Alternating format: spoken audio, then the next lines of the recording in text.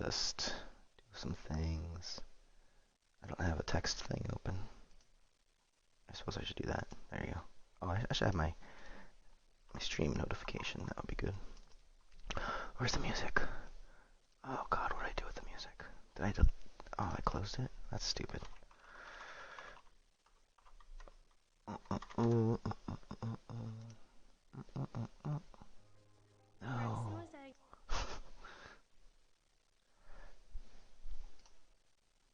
Alright, so this is gonna be. I basically had the impetus to structure my game for holograms. The thing that has David Lynch's muse, Krista Bell, and Alice and Ashley Arm from Amy in a Cage and AP Bio attached. It used to have Pussy Riot's lead singer attached, but I need. Oh, here we go. You see more additional info. Let me just switch the screen so while I log into this.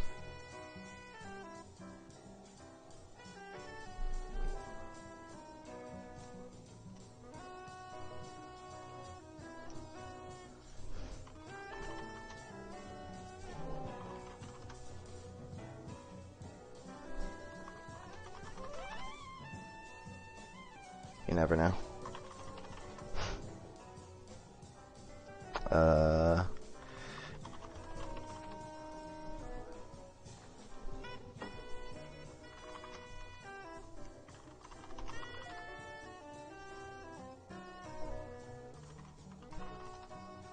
Really?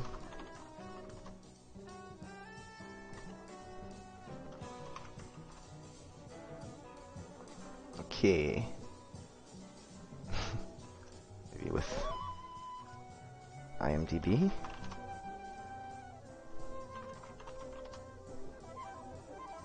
Ah, finally. Okay. Yeah, and everybody's still attached. Hooray. Allison was up really high in the star meter for a bit there. So the idea is, I'm not going to tell the idea actually. The stars aren't going to be in the VR game. I just wanted to show that it has a film thing attached already for inevitability and hopefully some exposure, but the film will be its own thing, and it will be this thing, but it will be a different way of doing it. This will be its own thing. So this is a game design document I found from some Unity forum, and I'm not sure if the music is too loud for myself or alright. And I'm just gonna write my own. I just looked at it for inspiration. It's really pretty straightforward. I'm just gonna start writing stuff some more for myself, not for a pitch document. It's gonna be, alright, step one is basically there's a host, so there's player types. So I'm gonna have host, director, clients, talent. Alright, so I'm gonna start with the main screen.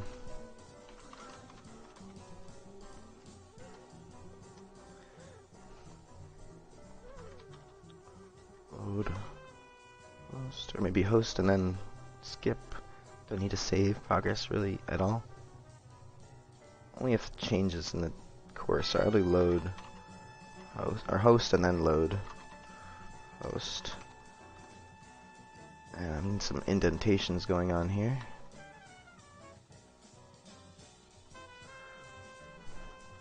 Host game.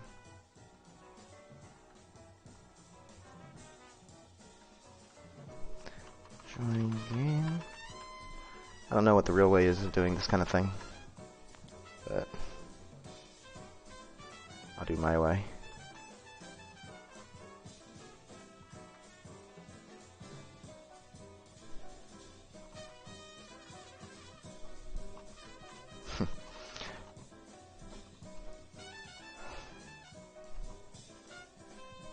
Alright.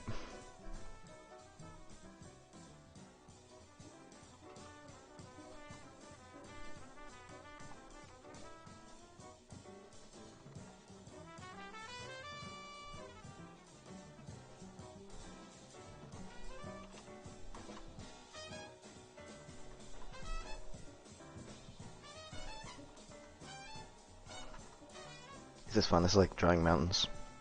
I'm really thinking about stuff here. It's really helping me. Okay, but I mean, this should be good.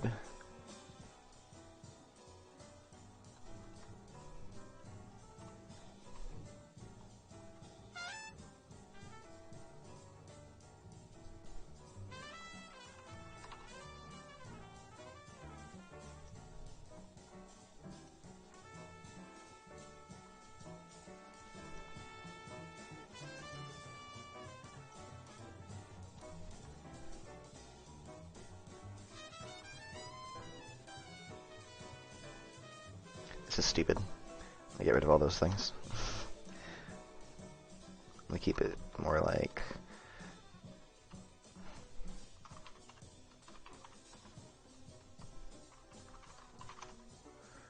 join game. Maybe just some simple stuff like this.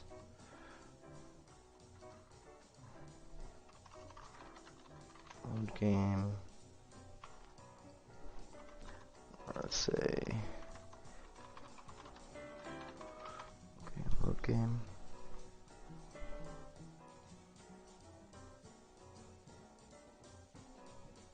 Good enough. Alright. So the host, that's where they start really, so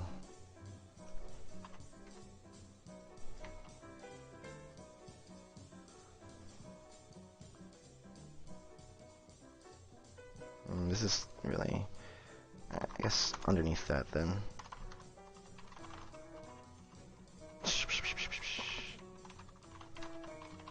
Okay, and then, so choose scene, or at this point, I was thinking about doing that, just being able to jump in any scene, but I guess that's a difference between choices affect the narrative or not, which is kind of important. I was just thinking that they should, but I think the script has to remain the same, but then maybe which scenes play can be different. So there could still be scene selection.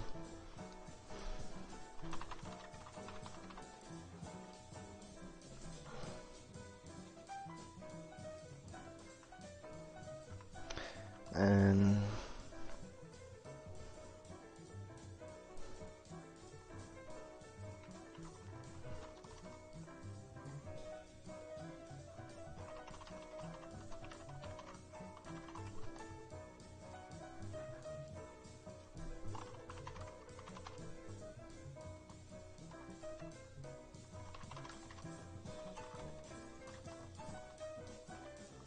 right now,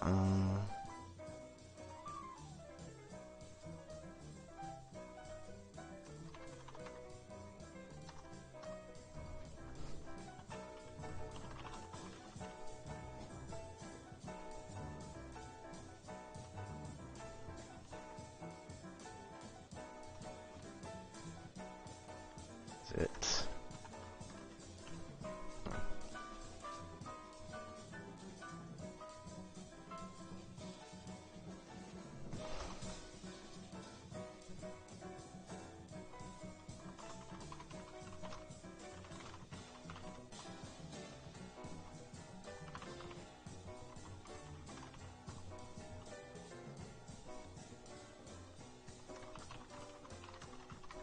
All right.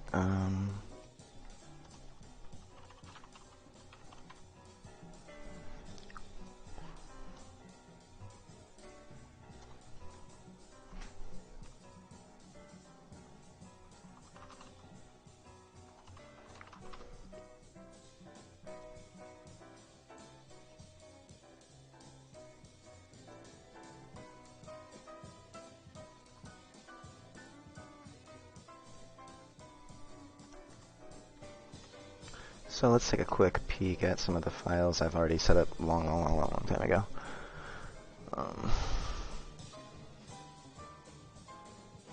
You see this as the thumbnail.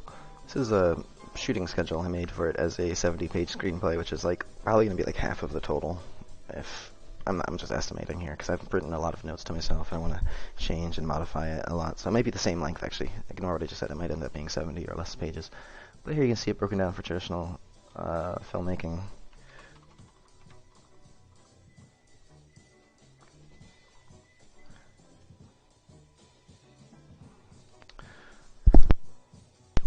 so we have day, day, night, night, day, day, night, night, day, day, dusk, night, day, day, day, night, day, day, day, day, day, day, dusk, night, day, night, no windows, day, no windows, day, no windows, dawn, day, blue lights, cat scan, Okay, so, but generally speaking, lighting,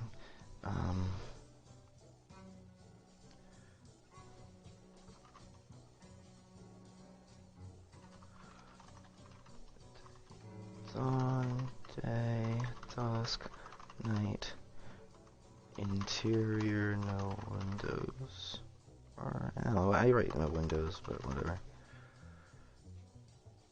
other,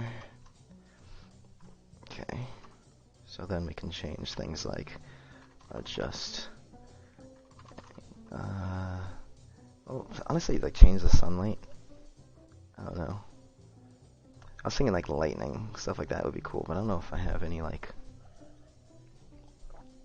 anything like that in the screenplay. I don't know if you'd want, I mean, like, you could change like the colors of interior lighting, maybe colors of but then that would have to be done like in advance. That's kind of like, I would like something you can do in the middle of a session with the click of a button. So like, alright, lightning, wind,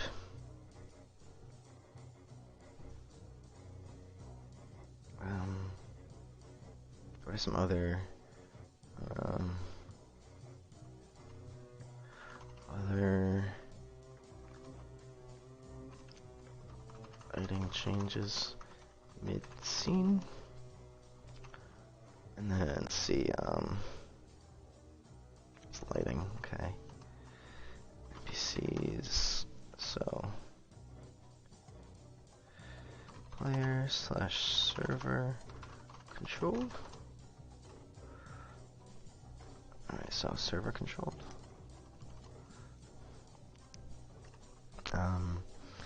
Then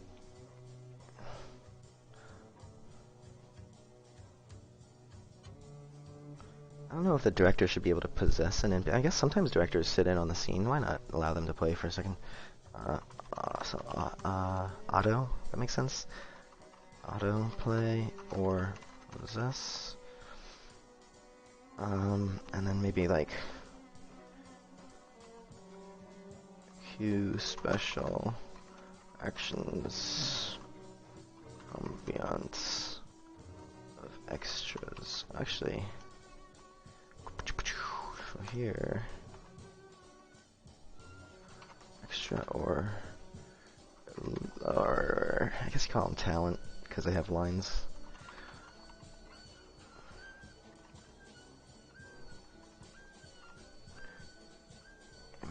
Ambiance of extras. So maybe I should increase the view here.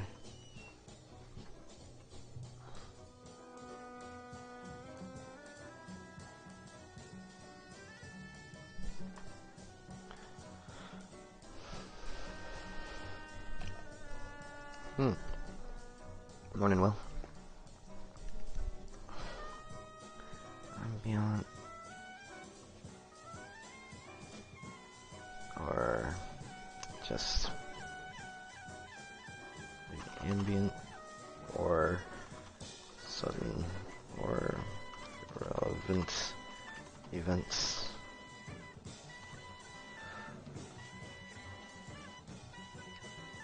Oh, okay, it has an A in it.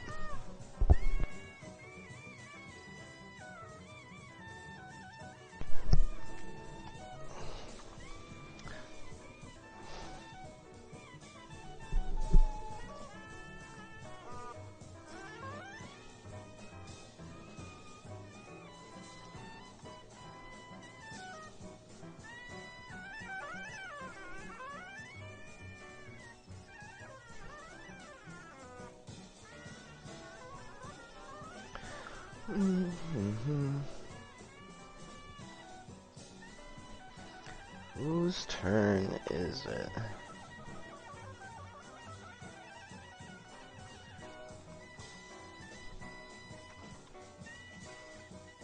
It's whose.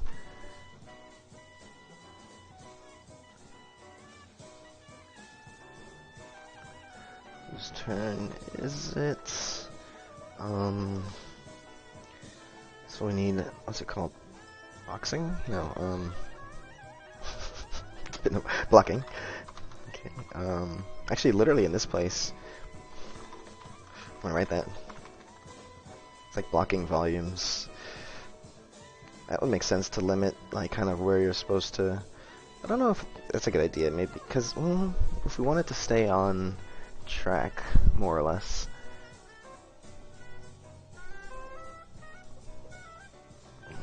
Question mark, maybe. If it should be a guideline or maybe actually a server host selection. Options. These don't need.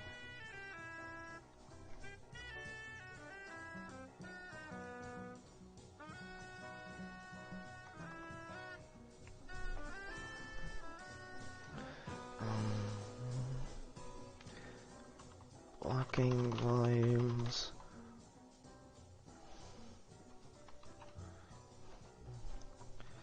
For blocking.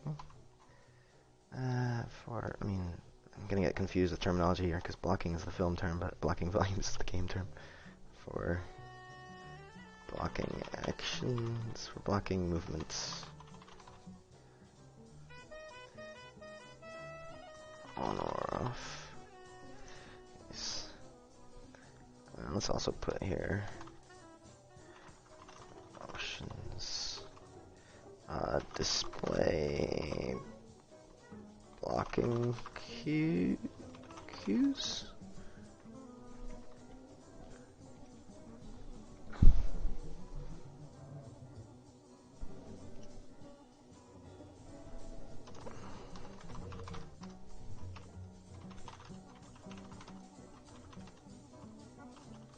Bell? I need money for that. Give me some crowdfunding.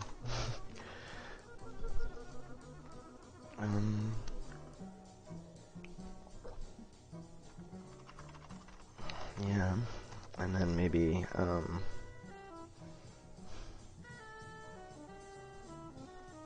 obviously, it's very important.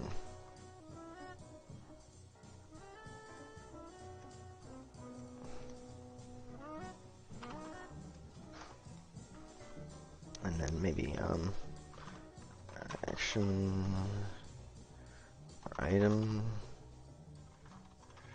So I'm getting into minutia here. I think I get the idea. Or just triggered sounds. Whether ambient items, footsteps, etc. Yeah, it's not really too important to write about that. Every game needs that.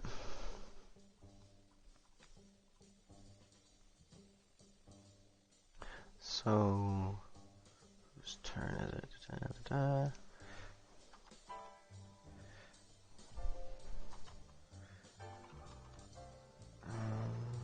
Maybe another server option here. Special actions. Wait, where is it? Options.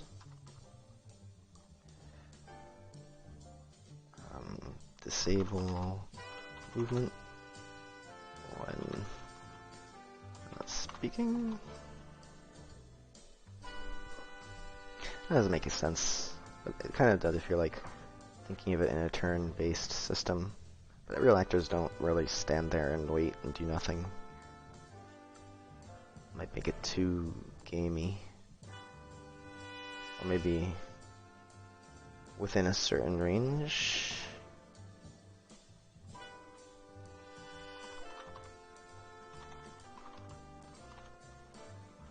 Maybe to keep with blocking. Maybe blocking is only on when it's not your turn, and then when it's your turn, you can kind of go wherever you want as long as you end where you're supposed to end.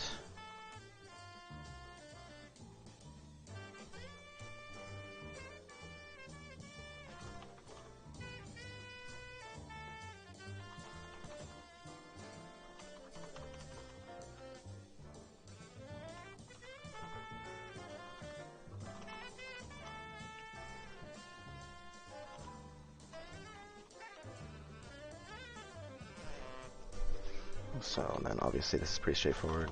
Disable dialogue. Not disable display.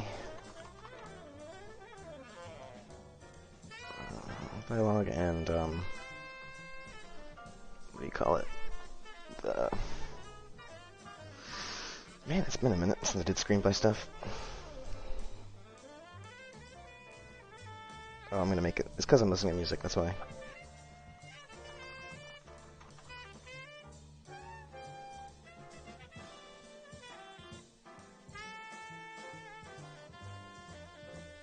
I just gotta find the word. Narrative description.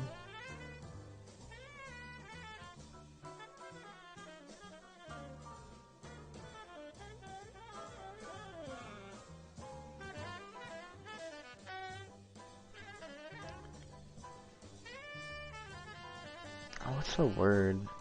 Actions.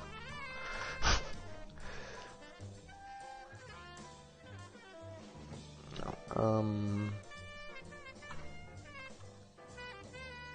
is it just, it's not called blocking. I'm googling the .com.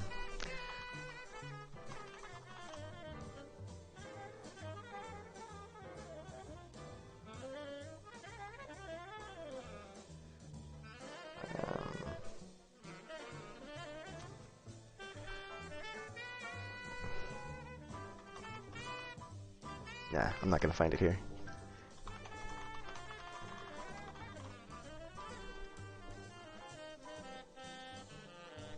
Action. It's just called action. There's gotta be another word for it that I'm not thinking of.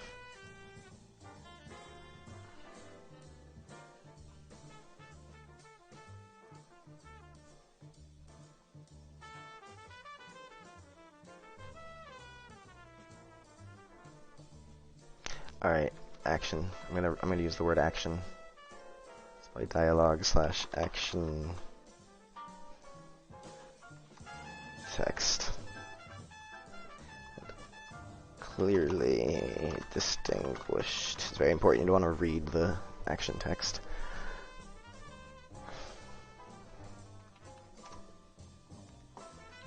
Control Enter. It's your friend in doc files.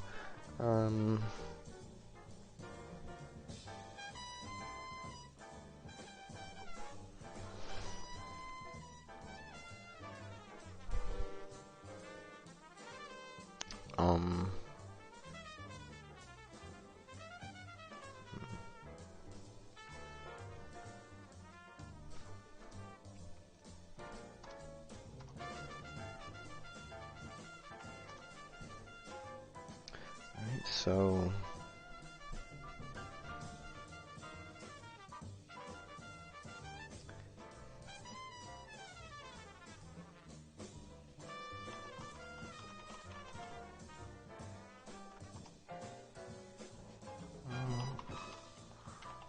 more audience.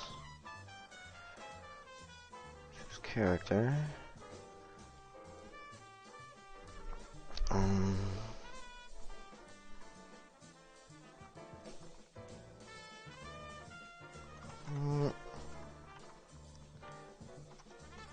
Extra.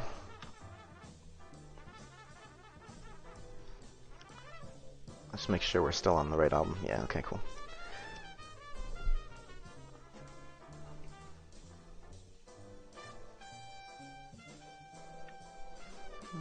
Not much there. Switch extra. Because you can't become a talent in the middle of the round. It has to be set up beforehand. Switch extra, switch to audience. And then audience will be pretty straightforward too. It's going to be switch camera, or actually free roam,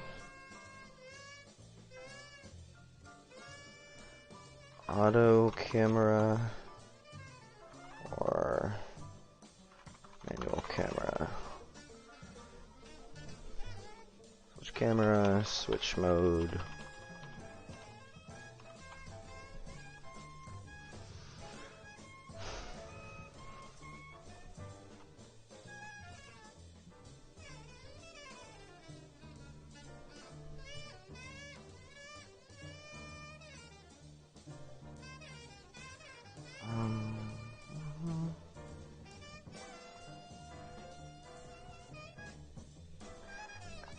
Display turn state and maybe hide show HUD.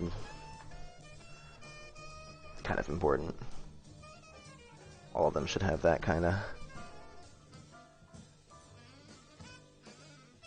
Server, you kind of need it. Maybe server can switch to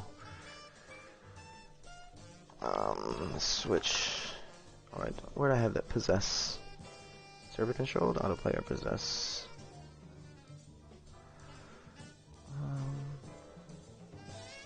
Okay, I'll keep that on there, but I'll say here, switch to audience or extra. Can switch to director, yeah, as well here. With the classes, as if I was writing it in C++, right? So like, game is hosted, director waits in lobby, clients join lobby,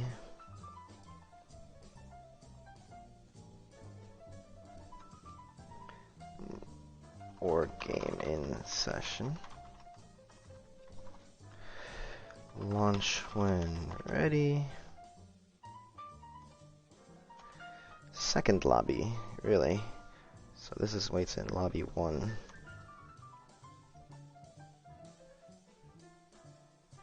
One lobby 2 or game already in session. It's important. I have to remember what happens in all three of those places. And I'll launch one ready. Launch lobby 2 when the director is ready. Okay. One. Just keep this pretty straightforward.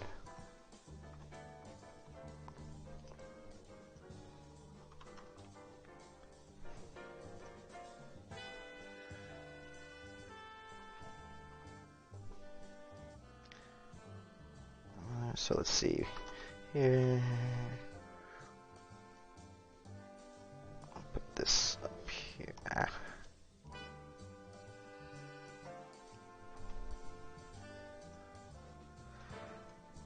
It doesn't make sense to use a comma with no or there, and then, okay, lobby 2 or game already in session. I'll put the Oxford comma. So, and here, I want to see Steam avatars, names, etc.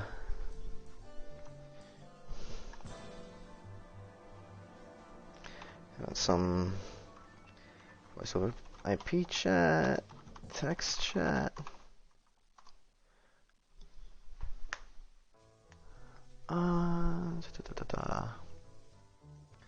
Waits in lobby 1. Director can set options first. Director opens lobby 1 for clients to join. And so here we want in server options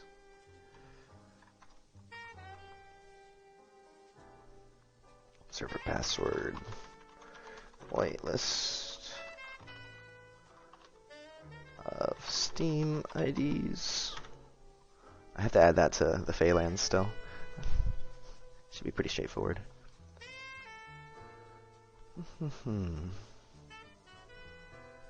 Right, so this is like your BattleNet lobby getting ready to play a game. Then this is going to be like you're in the game choosing your character. Or really, this is like this is going to be your scene selection. And then you're going to be lobby 3 as well is going to be wonder if I want to name these Lobby 1, Lobby 2, Lobby 3. Okay, Lobby 2 is going to be connection. Lobby 2, scene selection. I wonder if I could, oh, no, that can all be done in Lobby 1. So really in options, no, that would be separate from options. Set options first. I'll just put this anywhere, basically, whether it's before or after. Director chooses, or let's see, loads or starts new game. Director chooses scene. Maybe here we want players. Should be able to start whenever. Here's when you want the player ready. What game is hosted? Oops, let me put this here, sorry.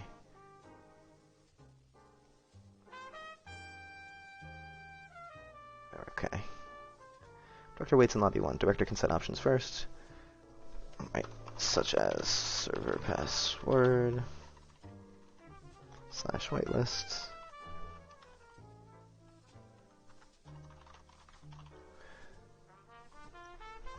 Director opens lobby for clients to join. Clients can join lobby 1, lobby 2, or lobby 3, or game already session if open. So, and options, open, close game in session. So there should be a button in the first lobby with button or no caps locks, button or server option.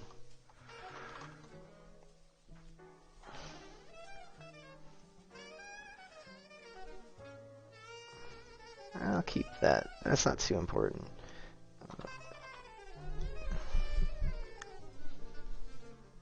Okay.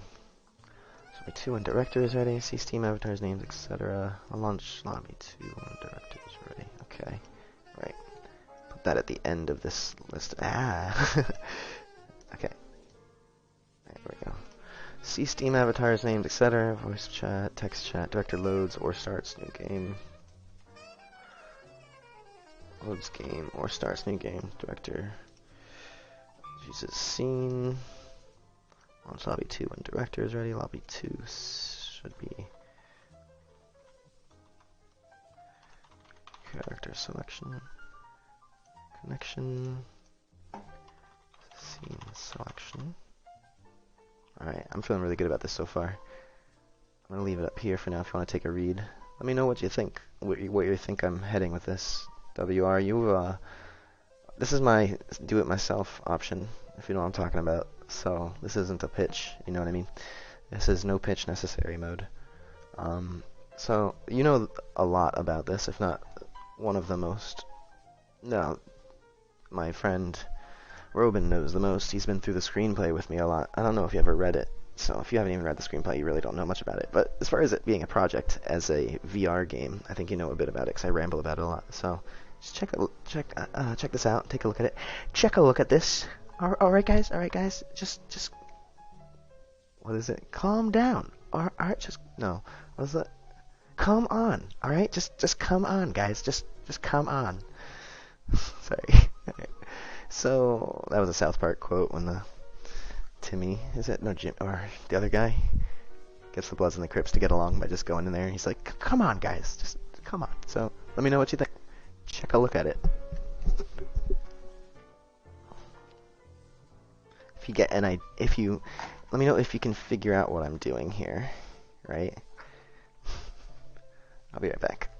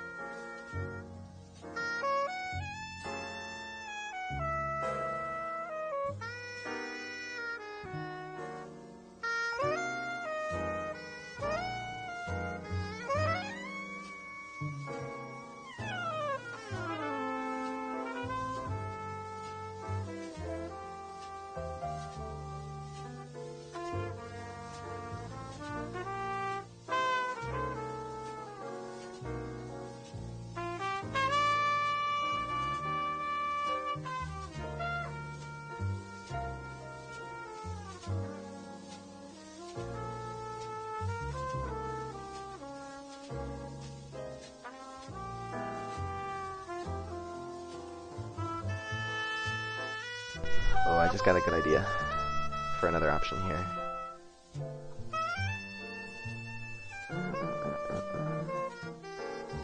Let's take this option a little further away here.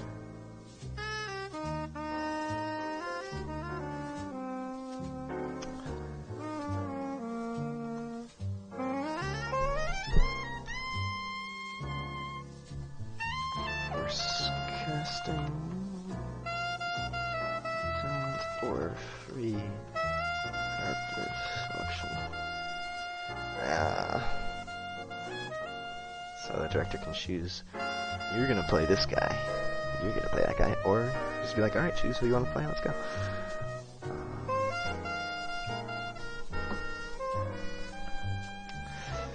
Character selection, right, so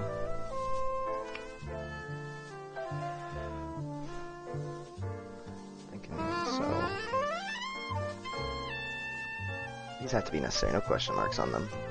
I need both of these. Webcams? Wait a second, I have to look this up, if it's possible. If you can stream your webcam into UE4. Or webcam access? This might not be a thing you can do.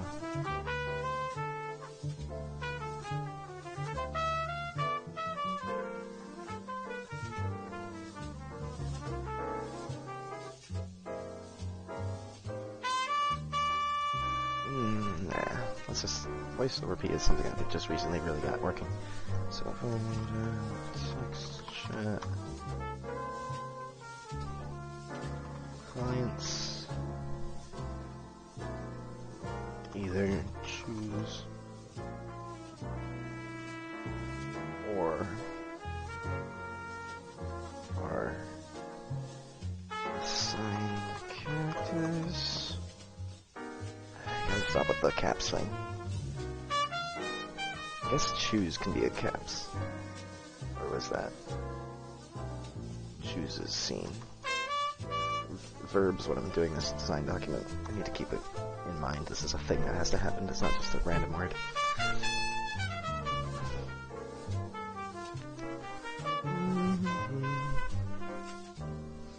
So we're already in which scene it is, so display scene in background.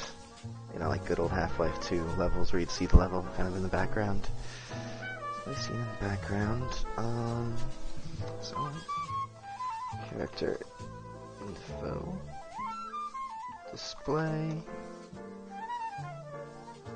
Let's say character list. So here we also want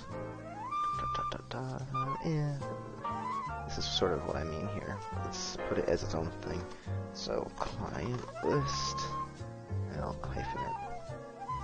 Da. Oh, there we go. Right. And then so copy this. Character list. And then this should be separate. Hey, what's up? List. Name. Occupation. Personality description. Personality descriptor. It's like a one-word thing. Occupation. One-word personality descriptor.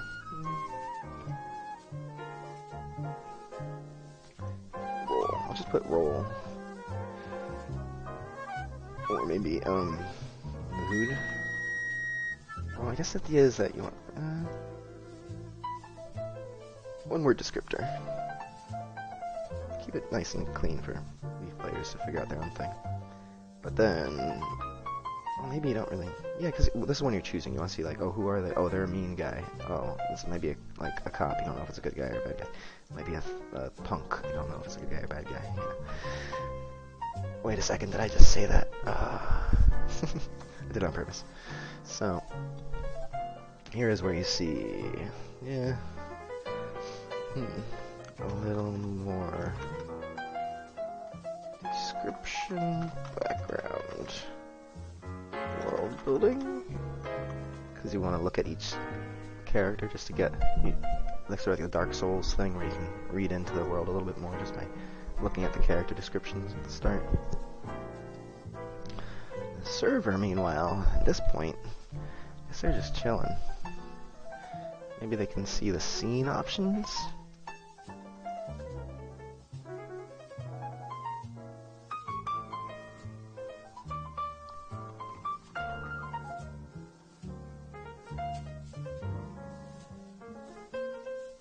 Need some headers here.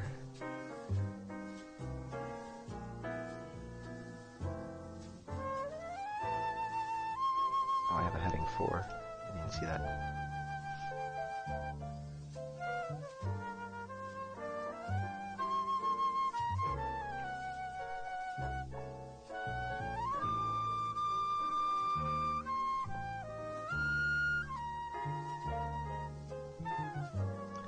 Doc files. There's a heading 5 too. Why are these things? Oh my god. Whatever.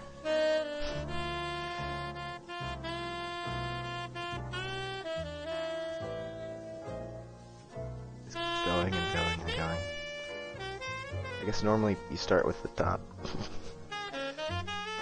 Main screen. Title. Nah. Heading 1. We can do a little title here. Title. Holograms. VR game design doc.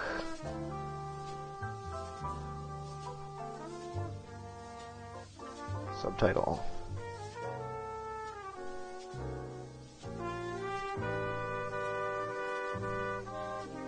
Come on. Subtitle. Alright. Looking fancy.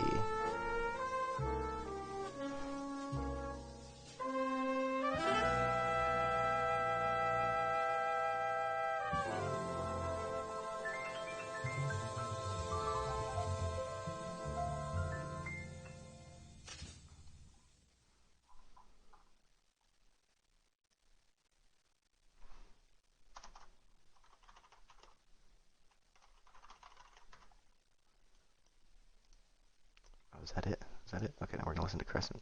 Yes, It's YouTube music. Gosh. What do you think this is? A not playing music channel? I don't know if my voice is too quiet now. I also have me playing in the other room. I have to mute that.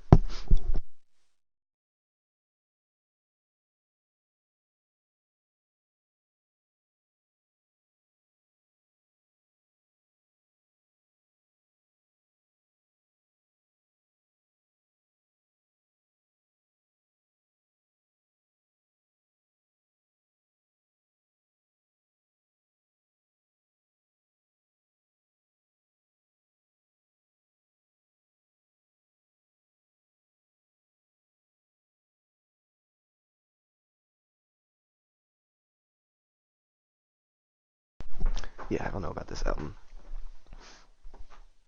Yeah, let's do this one. I like this performance a lot. Classic. Voice is quiet, but you can hear me okay. I think I don't have to be too quiet anymore. My dad is awake. Turn that jazz down a bit. That jazz.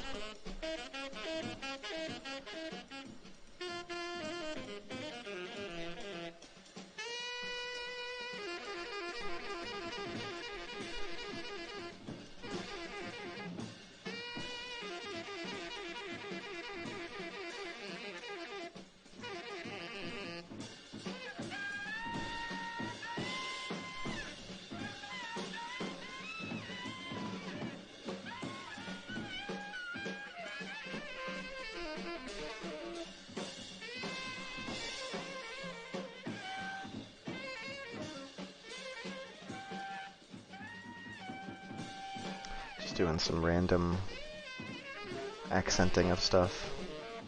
There's the server options thing.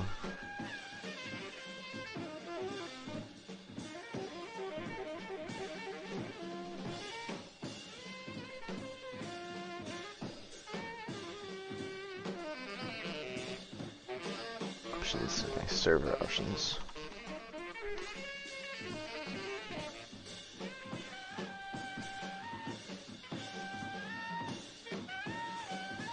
Let's move this push this together a bit.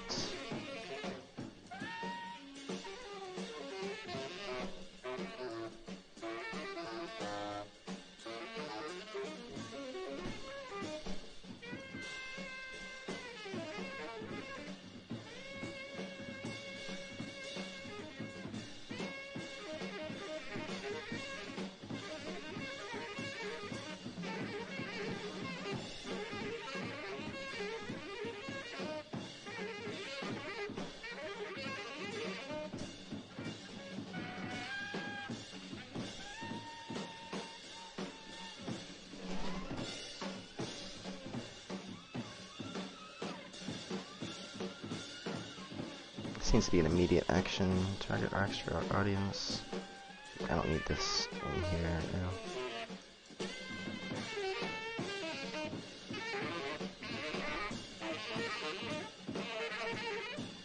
And move this. Right. And give this its own page probably.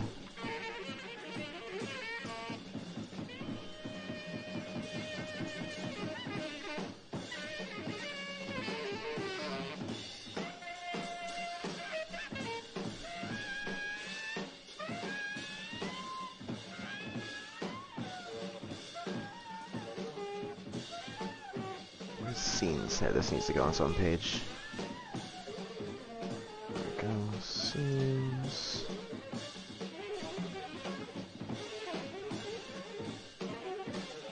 Alright, there we go.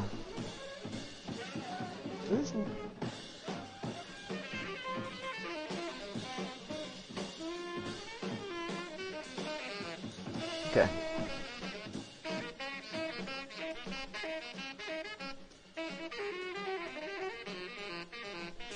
Bring this back here. Background for building, no question marks. Unless it's actually a question.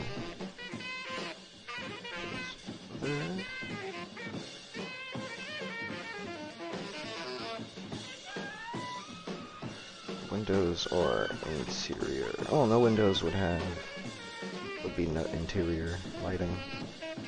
You either see outside or you don't. If it has interior lights, it'll be.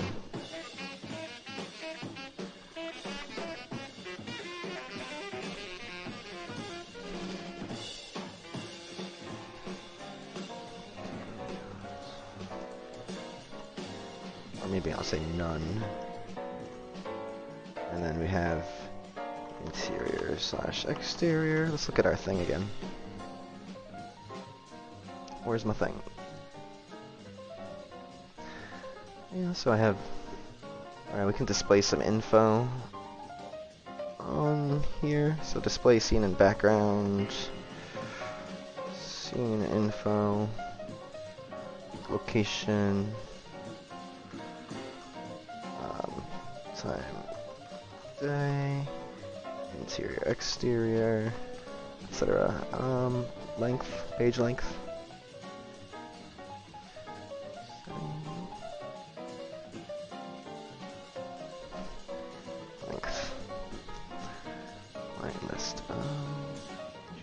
We should put this as well.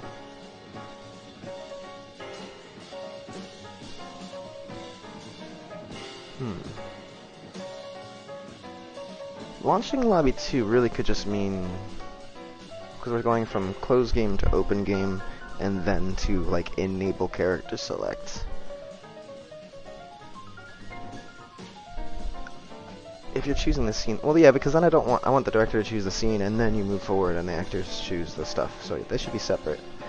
But here we'll see the information about it.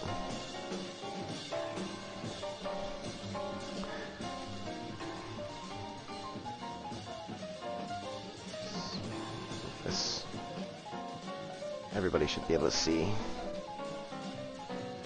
same stuff, and basically only the server can change the options. Everyone else can see it. I think it should all be visible to everybody, but it just enabled or disabled, but depending on if you're the server or the client, and if the enabled or disabled or free choose or assign characters.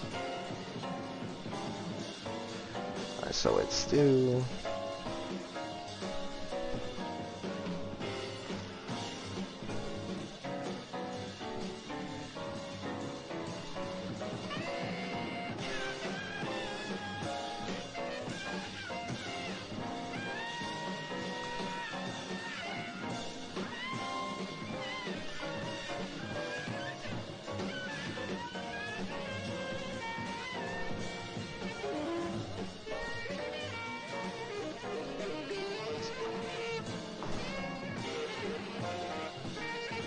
I don't have to go into too much detail here about what needs to be done there. I think that basically explains it.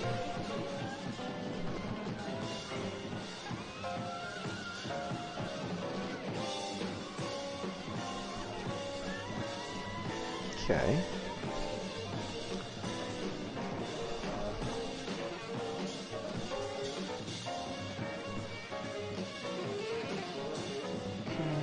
Clients set ready.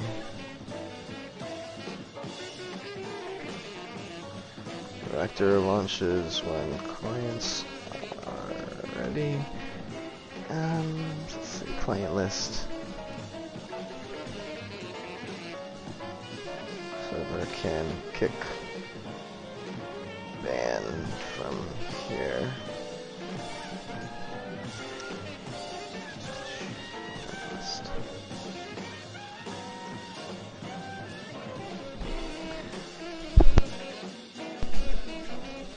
So we're gonna want this in the servers, maybe in the HUD in general.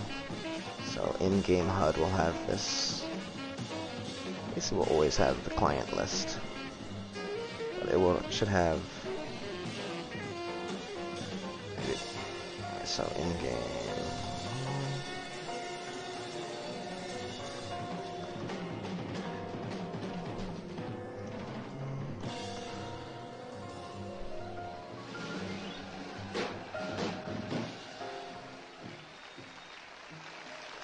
So here instead we'll see character selection, character image, character name, Steam ID.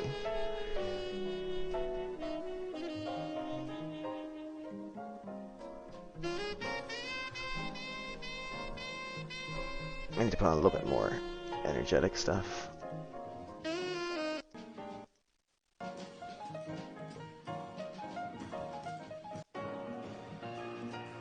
This is actually really good.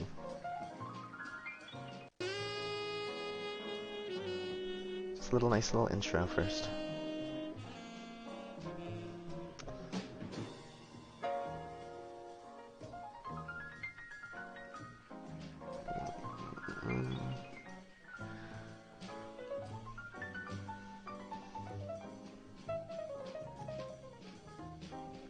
Client list separate from here. More descriptor. Current player / availability, highlight grayed out.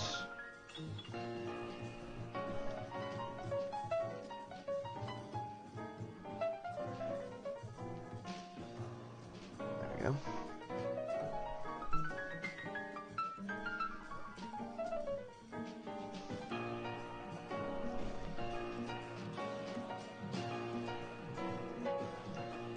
By keeping things a little bit on the same page.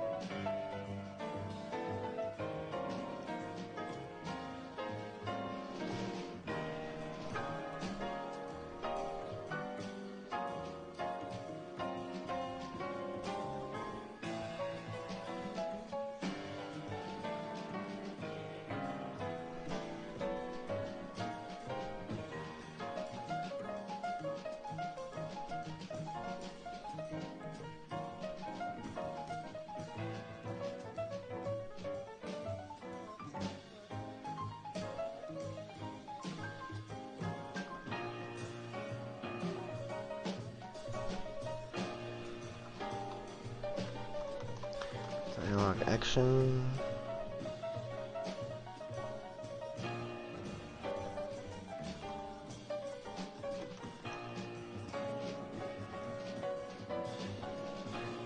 Even if HUD is hidden, and we want a client option if you're crazy. Show hide dialogue. So yeah, there needs to basically be a button for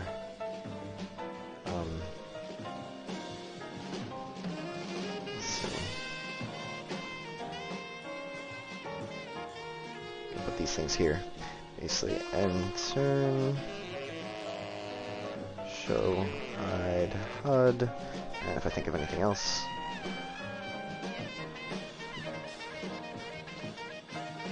So for now, I can also just put server host. So extra scene selection. Okay.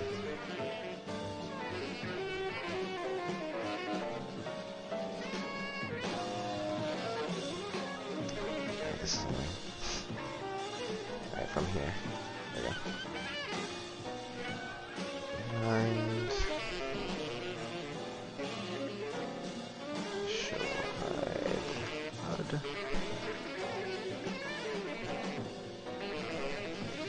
And then everything can be done with a button for the most part, I think.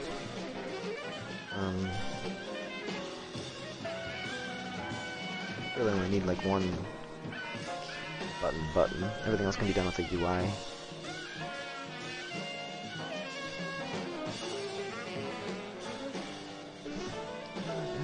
Okay, anything else I should see? Walking. Use. Check. Dialogue setting. Locking cues. If HUD is hidden, check. Locking setting. Holograms, a film in UE4 using actors hooked to VRs. Alright, we have our first guess. You're watching the LOL preseason and it's insane. League of Legends. Isn't that Blizzard? Shame. Shame.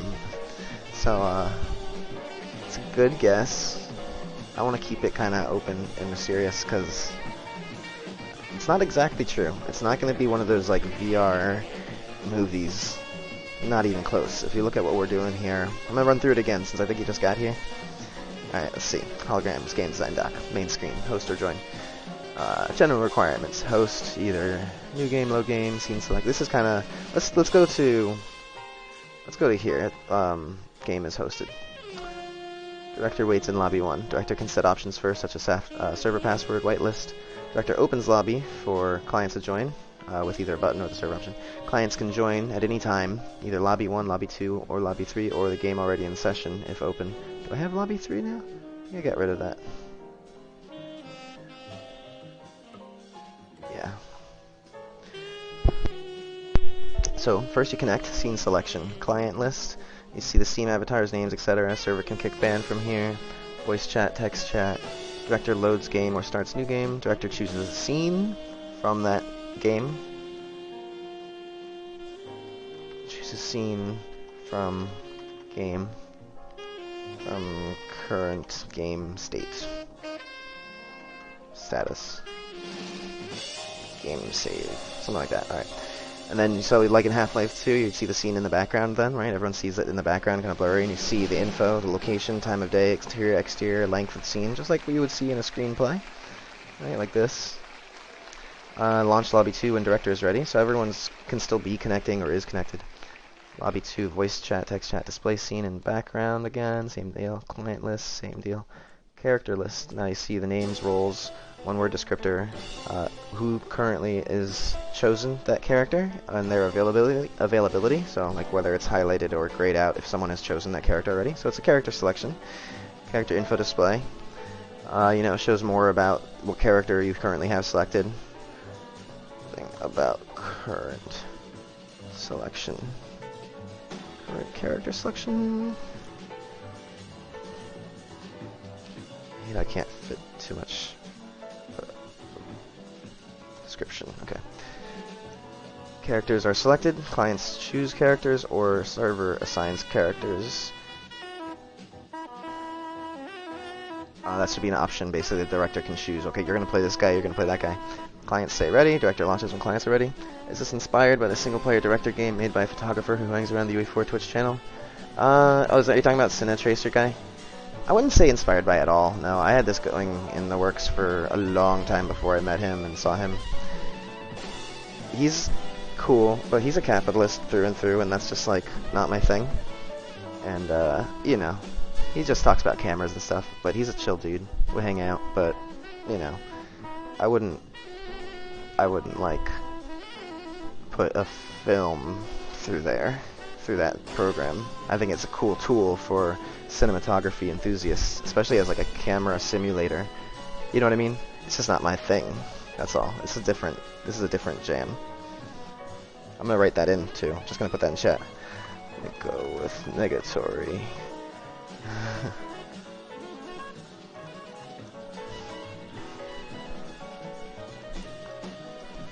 I met him at GDC. Actually, we went on a photography walk and everything. Like, real chill dude, fun to talk to and stuff. But like, you know, that just, there's no need to talk like up. I don't know. I tried to ask him some artsy stuff, and he's just like, he really like talked about capitalism, and that's his thing. I'm just like, okay, that's all. Nothing wrong with that. Just because he's an entrepreneur, and that's good. You want to make money. I'm an entrepreneur too, sort of. I'm not making money. Okay, so my game, essentially the idea is that you're either playing as the director or as the talent in my story, my screenplay that I wrote. And all the sets are pre-made, and you have dialogue in front of you that you read when it's your turn, and you walk around as the characters, and it's a multiplayer thing, and the director can cue different things to happen in the world, and then not really do as much otherwise, but more so the director can fly around. It's more like an audience member. Well, you can also play as an audience member and just observe and watch. I'm excited about the Cinetracer stream about Blender, because, you know, he uses Blender too, which is really cool. I shouldn't have like even mentioned anything about capitalism. It's so funny. Whatever.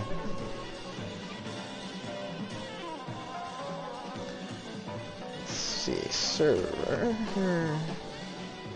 I need to say roles here.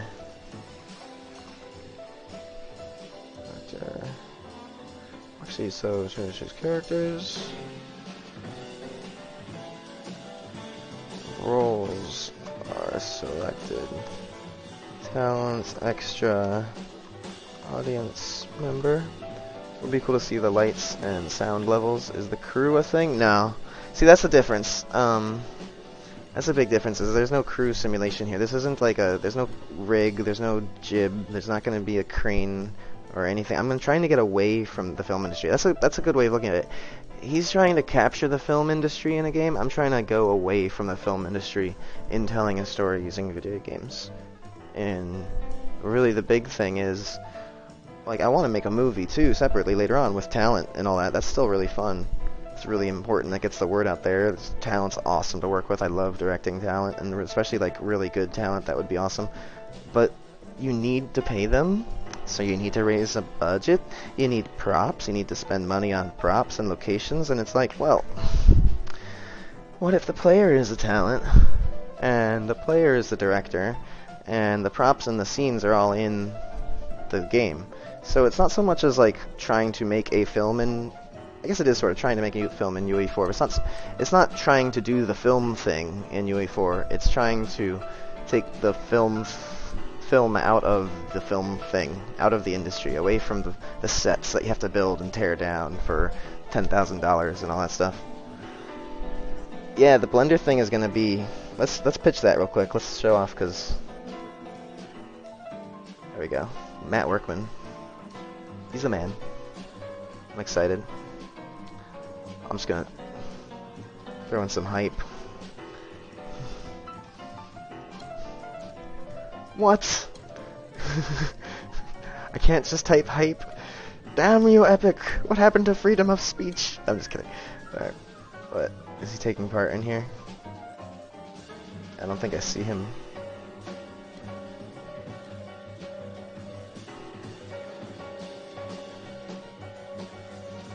It should be interesting to see what his approach is. If you can get this to work, it'll be the best in a non-existent market.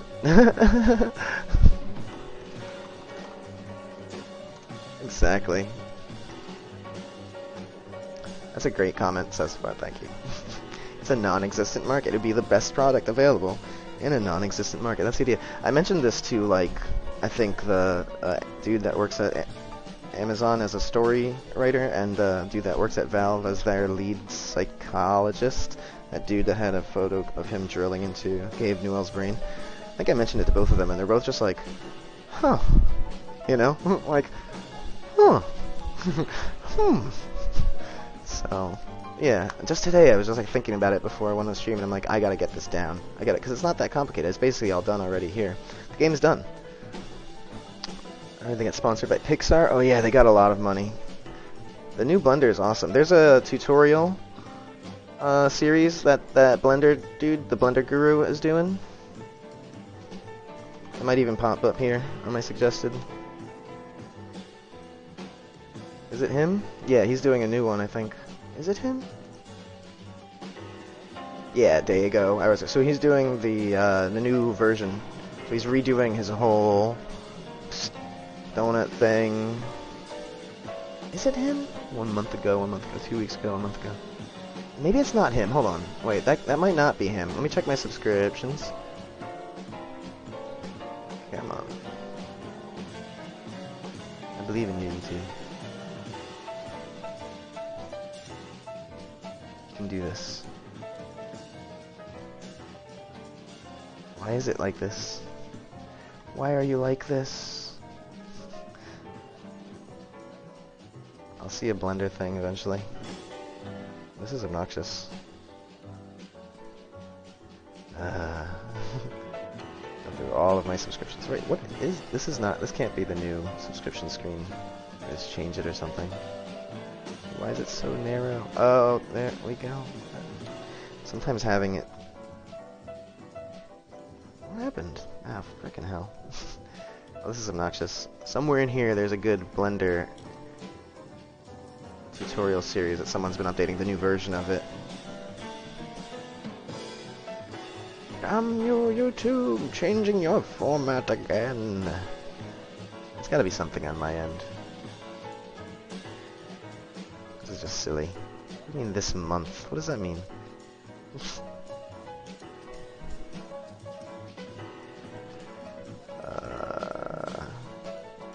And it's like taking an hour to load each row. This is not the way it worked. Like, wait, what? Expand today? Oh my god. I want it. I want my old YouTube back. So this is at least a little bit better. I guess that's a cool feature, now that I see how it works. Okay. I like new YouTube. I am a pro new YouTube user. I guess it is this guy. I swear though, I thought it was someone basically just, I guess this is still just the new version of Blender. He's just redoing his donut tutorial. I think the thing is that it's the new version of Blender. And I haven't used the new version at all. It's on my end, it's always on my end. You don't really want to work by yourself for the next 3 months. Well, have fun working with others. Just kidding. I enjoy it when it's like someone else's thing and I'm helping. But if it's your thing, it can be a little different. Ba-ba-ba-ba-ba.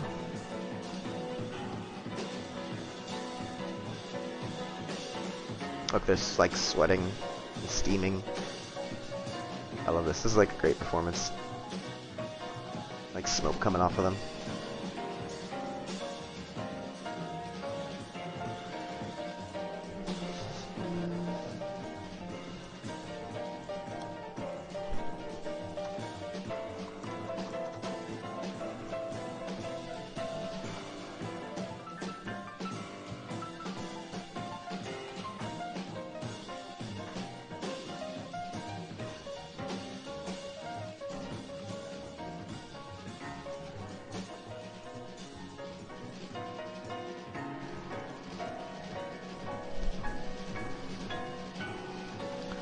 I using Chrome? Yeah, I'll probably switch back and forth. Like, it doesn't really, like, this is even open for some reason. Oh, for my PDF. This Edge. Whatever. I use Firefox or Chrome, like, whatever. I'll add things to here. I think I need to chill for a minute.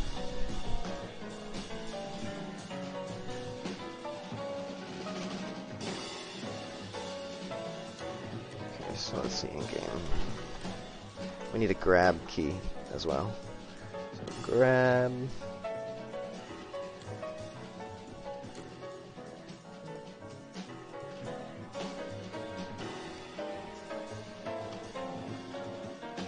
Grab item / interact.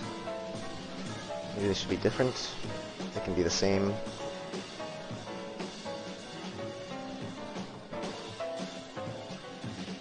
Well, if you use an item that's pick upable, but you just want to use it when it's on the ground, let's make them separate. Grab item interact. The way I do G and E is different things.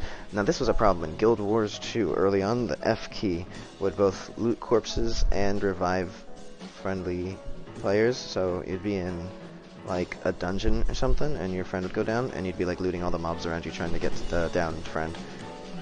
So that's a lesson learned. When am I prototyping? I mean, it's been a prototype in here for a while. It doesn't have any VR implemented, but you can take a look at the scene, the first scene. It's kind of just like, it was a while ago, I was just scrapping together some assets. I kind of made a semi-realistic looking human. I'm not sure if I'm going to be able to do good VR performance in it. I think I had RTX enabled in it, actually. I think that's what I was doing. I was messing around with ray tracing, but then I decided to do a VR thing instead. So I'll end up, I don't know if I'm even going to use any of this, but yeah, I've prototyped once. Time to reiterate, right? I've got a breakdown of scenes, what I did once a long time ago when it was only going to be a 70-page screenplay. Oh, complete. Check, check, check.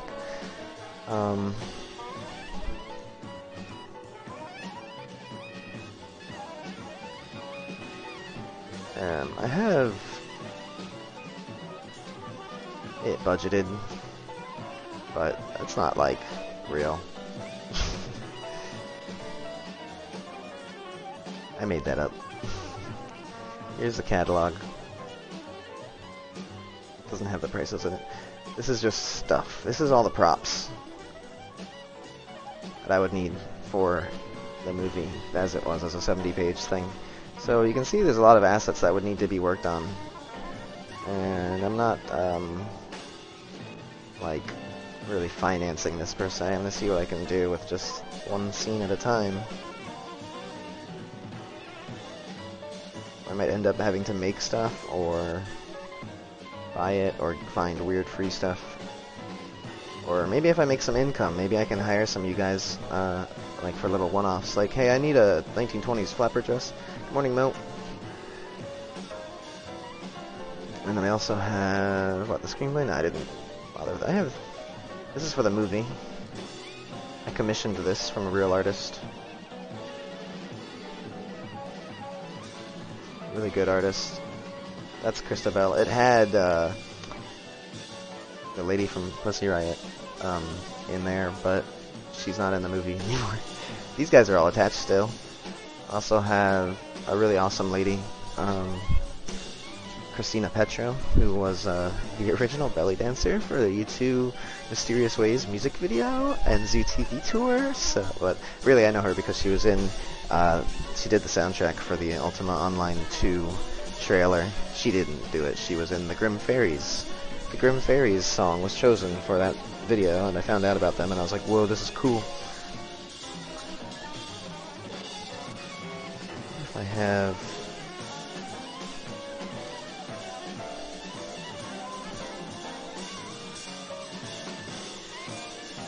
Oh god, oh god, get away from that. Okay. See, look, it's still loading this stuff.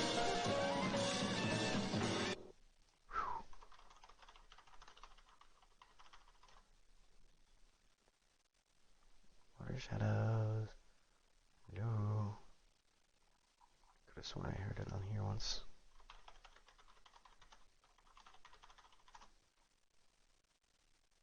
Discogs, last.fm.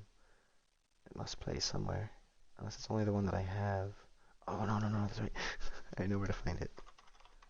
I'm gonna Google MySpace. Go to MySpace. I'm gonna I think it's still here.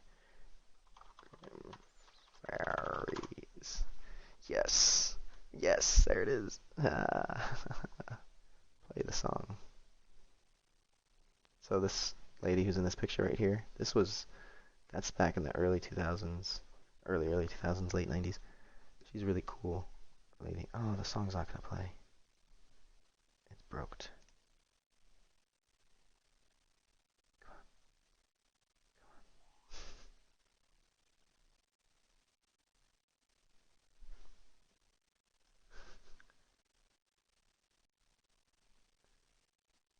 Man. Anyway, I've played them on here before.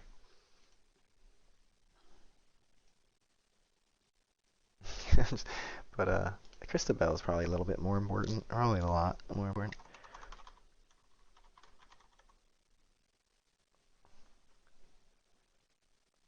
Like, she's been working with David Lynch forever. What's still keeping MySpace up? Somehow people are making music with it, apparently.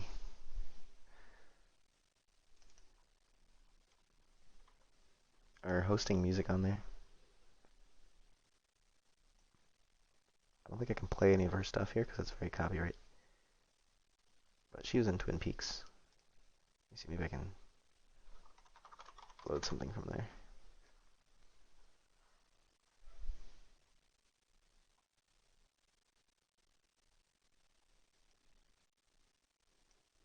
This is a great picture. This one.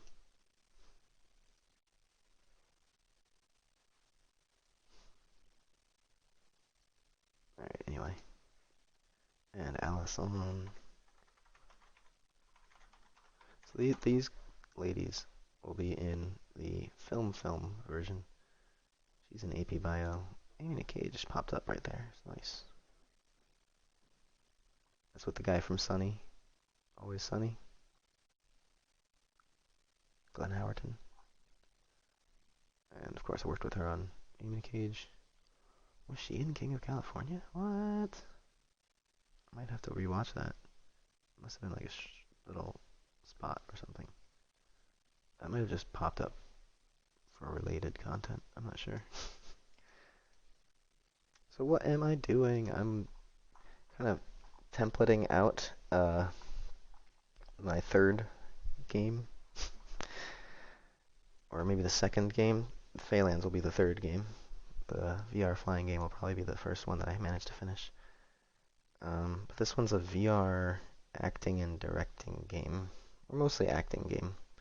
A VR acting game. With my story. It's like a interactive movie. Let's put it this way. It's a first-person movie. Or you can play as the talent, read the lines yourself. Or a multiplayer first-person movie. Temix in the house. Hey, so many people are here. You guys, the gang's all together. I got WR and Mo, Sessafix and Temix. Chicken asking what you've been up to. I do not know, chicken. I feel left out. I'm just kidding. We're gonna play some music.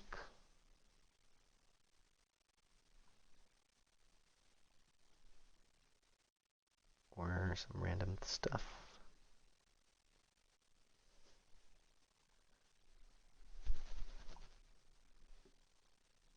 I'm gonna just play my IDM mix.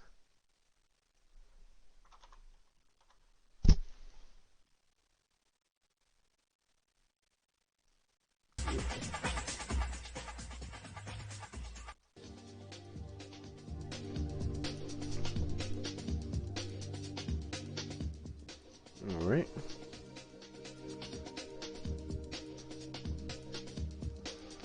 I'm gonna sit down for a minute.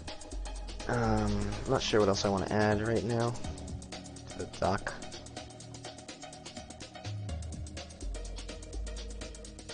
I guess I'm up to in game itself. That's the trick. So that's where I'm gonna hang. I'm gonna just chill and think about what needs to be done from all the different perspectives in my space.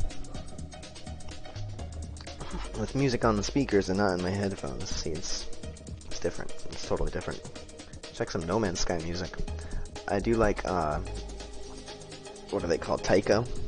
You might like that if you like the No Man's Sky music.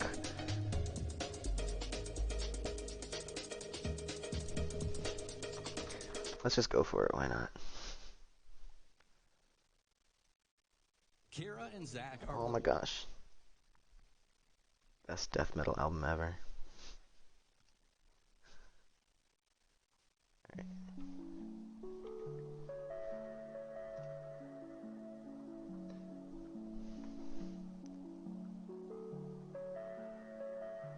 This gives you the most info so far.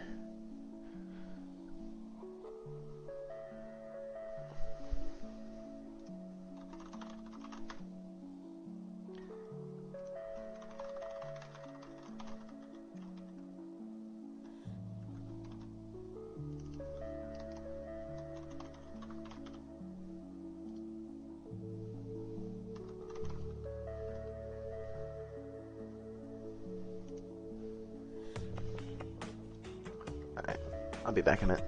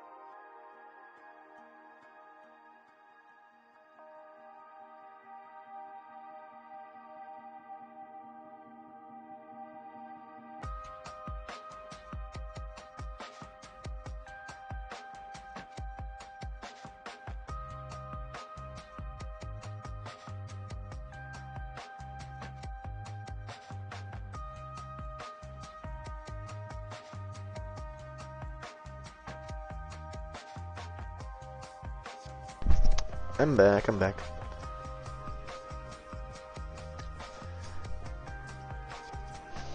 Didn't have any genius ideas this time. Hold on.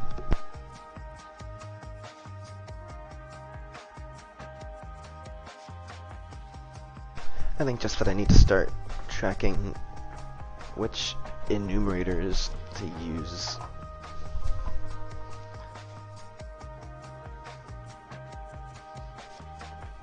Welcome.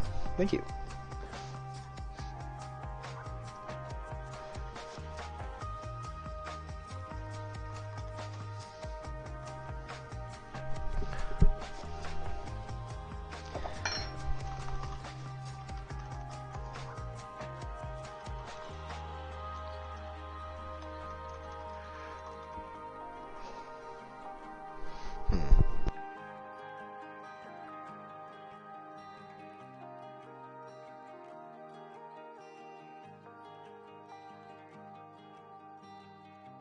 Oh yeah.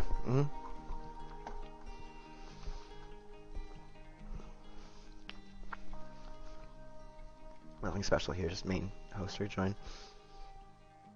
The host, these are what I need to make sure are implemented. New game, load game, scene selection, be able to switch to audience or extra. Options list here, it's kind of miscellaneous, don't really, whether or not to force a talent or free character selection.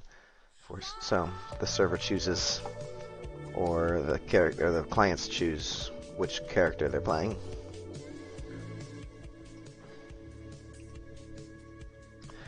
Blocking volumes for blocking movement on or off. So like in the scene in a film, you'd have like a sort of like when you're on the set, you'd have like sort of an idea, maybe literally an arrow or some tape on the floor to be like, okay, you're gonna walk over here and stand here.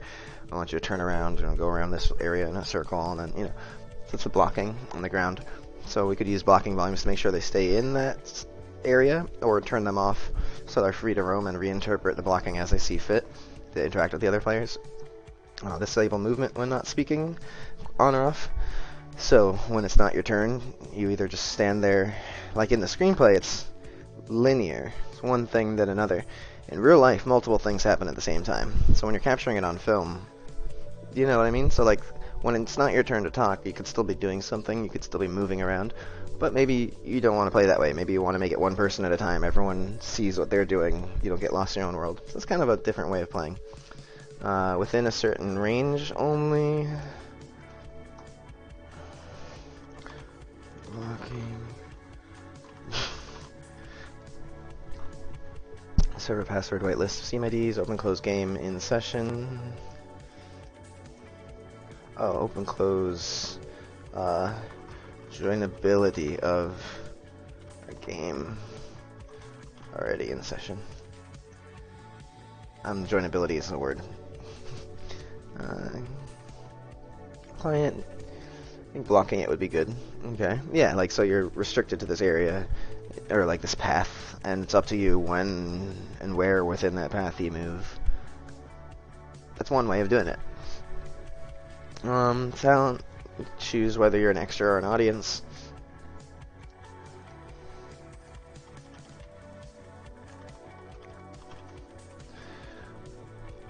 So if you're a talent, whose turn is it? Blocking, display dialogue and action text, so you don't accidentally read what you're supposed to do. So it'll say like, it's like picks up a cup, and then it'll say underneath this, is this really a cup? So then it would be up to you to either not pick up a cup, or say or not say the line, whatever, do whatever you want. Say the line, pick up the cup, and then say round over, end turn. What is that keybind thing? End turn. Alright. It's almost like Civilization. Basically, we're playing Civ 3 in a narrative linear structure. Oh, it's a choose-your-own-adventure structure, too. That's the thing. I've always wanted to do that, where depending on which choices you take, you basically go back and revisit scenes. It's a time-traveling thing, so why not incorporate that freedom of choice? But not with every little thing. It might be more binary, or maybe like multiple choices. Not a binary thing, but like maybe 3 or 4, depending on the way you do it or something. I don't know. But some branching narrative. That's why you go through the save load game process before choosing the scene. So it's like a first-person interactive choose-your-own-adventure first-person multiplayer movie. Acting simulator. If you don't want to act. So this is the thing, voice over IP. You're all in VR, you're all controlling the character. You see each other, you hear each other. Maybe you're self-conscious, but you want to see the game. But you want to be in the world too. You like having a presence. You can be one of the extras. Have your own animations. Extras can be animated by other clients.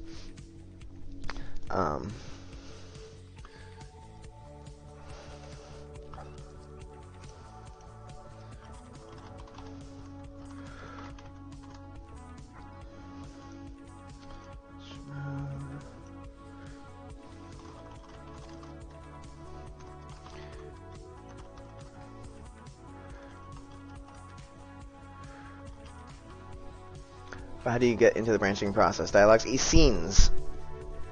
So depending on, so you have dialogue choices. For example, you could choose to do like maybe a choice at some point. The player has a choice, or you decide by going to somewhere, like you walk over here or you walk over there.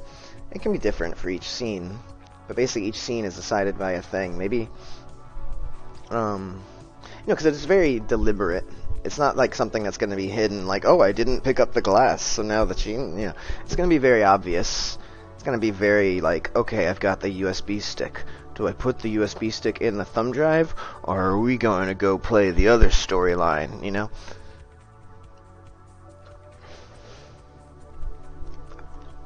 It's kind of like an adventure game, puzzle game, in a sense. But dialogue is given for you to read. And maybe there will be points where it is a puzzle game, and the dialogue has all been done, and now it's like the characters would have been like, aha, I see what we have to do. But in real life, you have to be like, oh shit, what are we supposed to do? And you have extra time to like improv, and it becomes whose line is it anyway, sometimes. You can also switch to, so here you wouldn't have any voice control. You would just be chilling there. You'd be limited to a blocked area. You can get, ejected.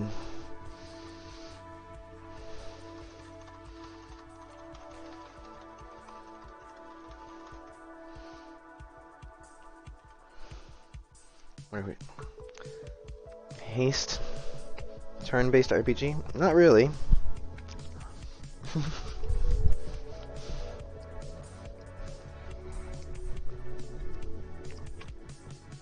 Think more film-like. Think like making a film. You have a screenplay. You have 4 actors. The actors are reading their parts. But let's pretend they have a visor on that tells them what the line is below them. And maybe once per scene, or twice per scene maybe. Maybe there's a few options along the way. Each character can choose something, and depending on the combination of choices, the scene turns out a different way. But just that one choice. Everything else is written out. You either read the one line or the other line, or you do the one thing or the other thing, and then everything else is written for you to read and act out and play out. So like a role-playing game, an acting game. There's no stats, there's no combat. It's just going to be a story. There'll be action, but that's different. I don't know if we can do action in VR. You might see action. I don't know. More sci-fi, not action.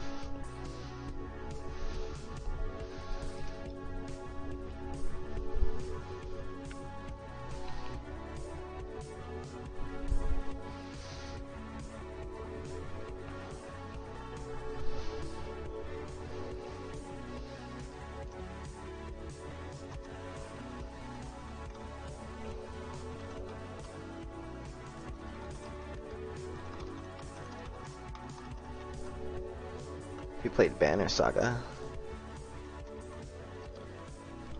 No, I haven't. I know what you're talking about. That's a sort of like a 2D side-scrolling artistic kind of choice-based thing. See, now I'm not sure if I want to have the choice thing, because then people are going to be hung up on that. You know what I mean? Maybe it shouldn't be choice-driven at all. Although, it would add a big element to it if you have... I do want to do that. I don't know, though. I want it to be more about how this is like its own type of game. where you play as an actor. I think people would love to do that, to stream themselves in VR, playing a role that has lines and given to them. And you know, if it works, I can go on with other things. I can make it a format where you bring in your own script somehow. Maybe someone else will come up with a way to do that. But I have this idea first. Copyright.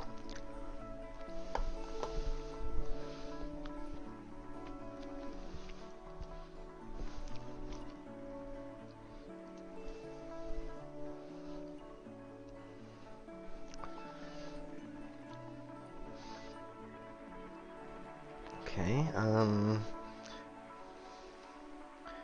cue actions, change role.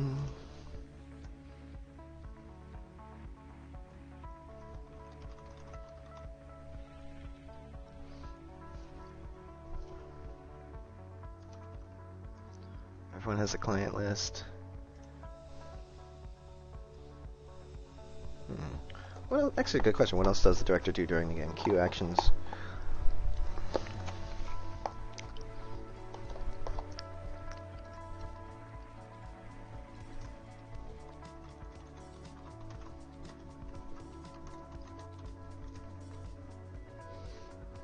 That's kind of what change role does.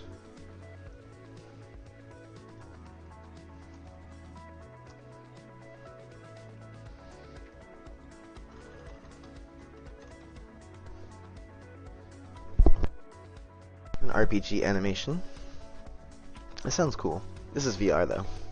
It's where you are the character. It's, you know, you are in the scene. You're reading the dialogue with other players who are multiplayer. Other players are the other actors in the scene, performing it the way they feel like performing it. So think more like VR chat. You type that in.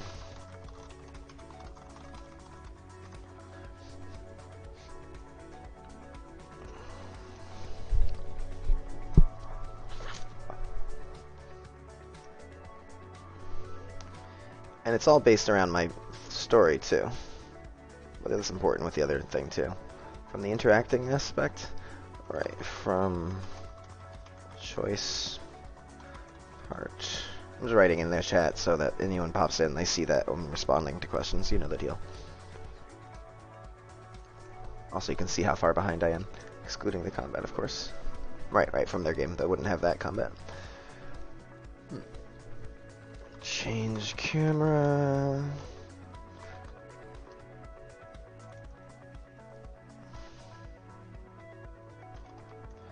Auto/manual camera. Switch camera. What other HUD stuff? Buttons do you want? Change role.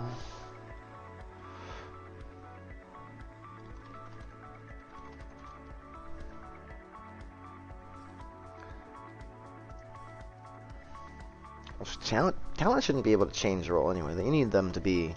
Let's change that. Talent is talent. Talent does not change roles. If you're an audience and extra, you can switch back and forth. This extra. So selection. Somehow, some method of selection.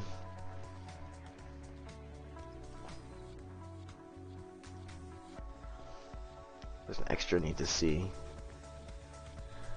You could display whose turn it is. So current turn info can be hidden. And that should be on everybody's screen. This is client list, that's its own thing. Well, if everyone can see it with optional, then okay, let's put it up here. And let's fix this a bit. Universal. Boop. Boop. Boop. Info. There we go.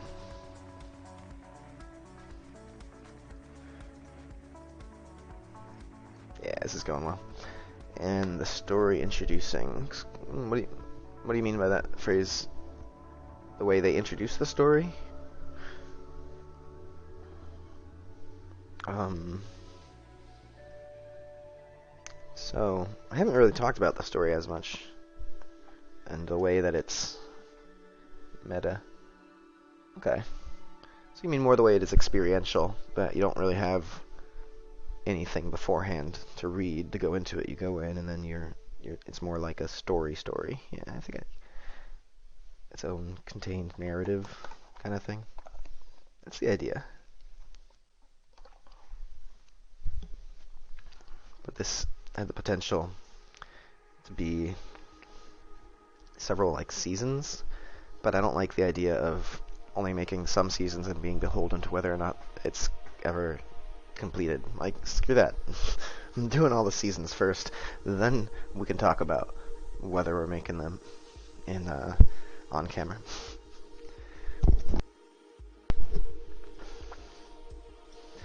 So, I mean, you have the client list, current turn info. Let's embellish that a little bit.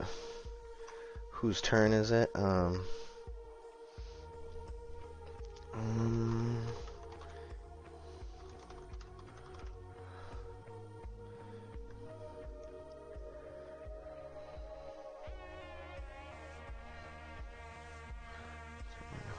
Highlight. That's a VR game. Kind of hard to describe the similarities. Yeah, because what you're talking about is, yeah, the 2D side-scrolling.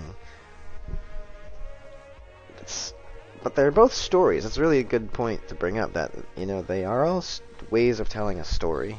That's the most important part here. You guys aren't looking at the monument of messages to myself that is my ideas, which I need to go through soon. And add to my screenplay and turn it into the branching beast that will be this game. Needless to say, I've been working on it for as long, if not longer, than the Phalanx. Maybe not. Maybe around the same amount of time. I've been brainstorming it for a long, long time. Actually, some of the ideas go way back. A lot of the content in it goes way back. So yeah, never mind. It's a long-term project of mine.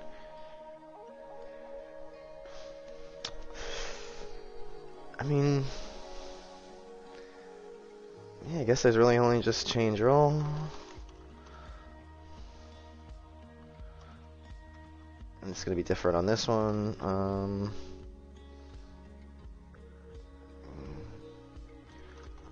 It's director for client, audience for client, director for server. Okay. Hello, Elegad. What's up? Is that you, Eric? No. Eric has Area Lander, I think, or something like that. Never mind.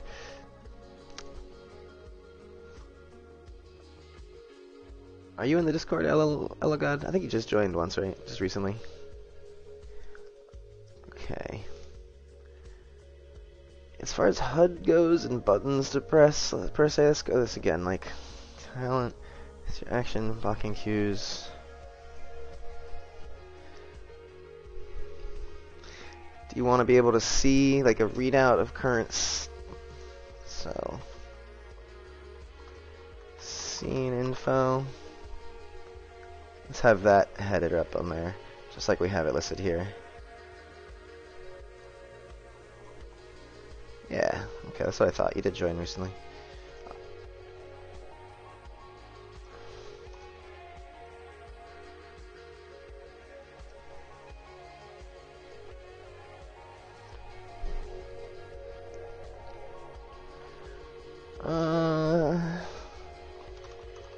And let's put, make sure it's a separate note. Alright. Progress through length, and maybe current branch.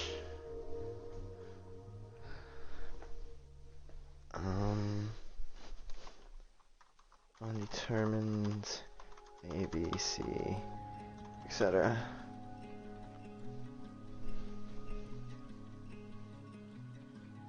And then, so let's put up here. Mm,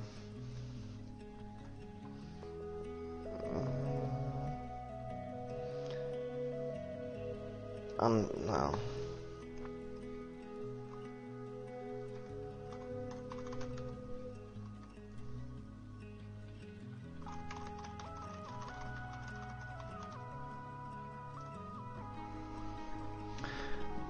Really though, is that really, and I guess it could be like, flat volumes for ambient effects.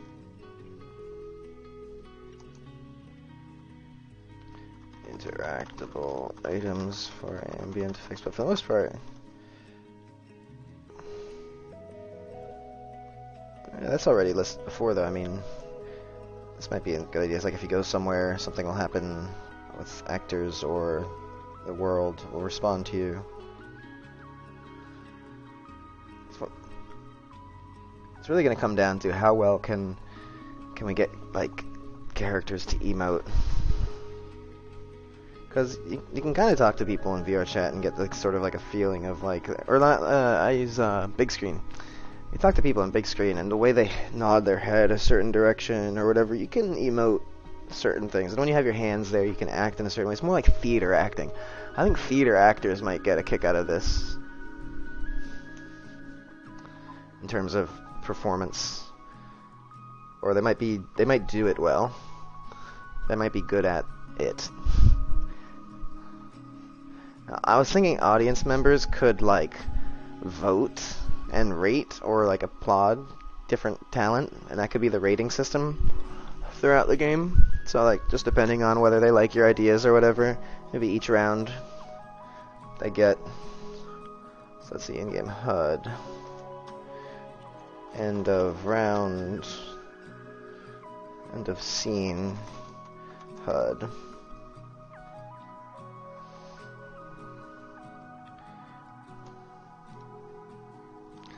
Clients.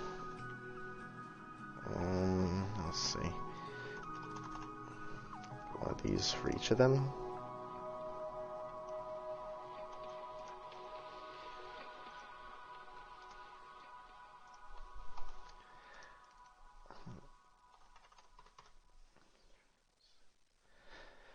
Extras, audience, could be one there, and then director. Okay, so then here's we got voting screen. Maybe you have director favoritism as well.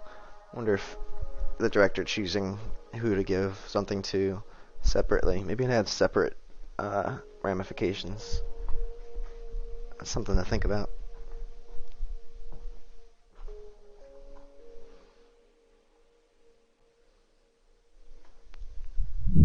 Leave that up for a minute. I'll be back in a minute. Oh, right, wait. Oh, run back. See who subscribed. I missed it. Oh, that's why the GIFs weren't showing up. I got it. Notes. I saw ya notes. Rock and roll. And now we're gonna have GIFs while I take my little shorty break here. No test. The no test for. No, I'm just joking. No test. I get it. No test. Noticed. Noted.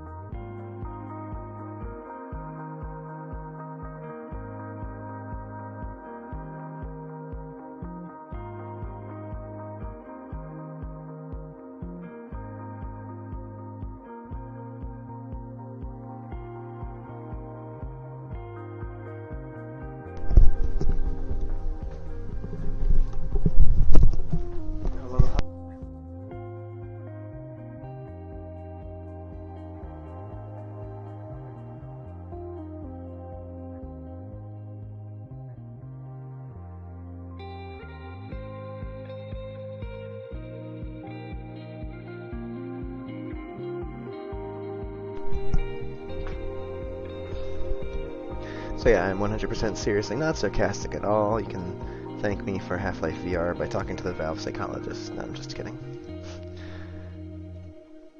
But I do think that there is a reason why Half-Life 1 was so good, was that it was more the essence of being inside the character of a story rather than an action game with story elements tacked onto it. It was sort of like a story that consists of passages that had action sort of tacked onto it, so to say. But this isn't going to have any action, so... Oh yeah.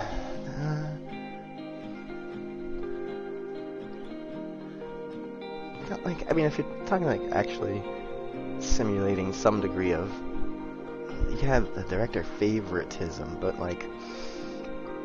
I don't know if that would maybe, if I could change the next scene based on that too, so that the director has a little bit of influence over the outcome.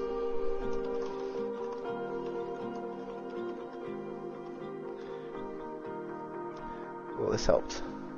Ah, yes. Glad you understand. Your favoritism.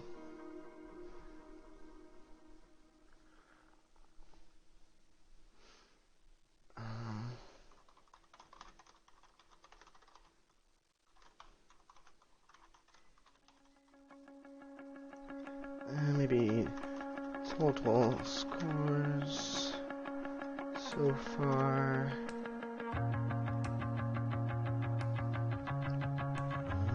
I wonder if there's anything that you can track, like stat-wise, in a game like this, like amount moved. Let's put this on a universal. You didn't like Half-Life 1? What? I mean, did you play it more recently? Or like, you know, after being more experienced with today's standards? Because it was the first game to have story. You gotta go back and basically play Doom, Doom 2, and then simultaneously play, or try Rise of the Triad, try a bunch of those really bad first-person shooters back then, and then simultaneously load up Unreal and Half-Life, and feel the difference. Because, oh, Duke Nukem was before that, I believe. That was probably the most story you'd see in a first-person shooter, Duke Nukem 3D. It's kind of pointless purpose because of navigation. Interesting. Can you elaborate? I'm only, you know.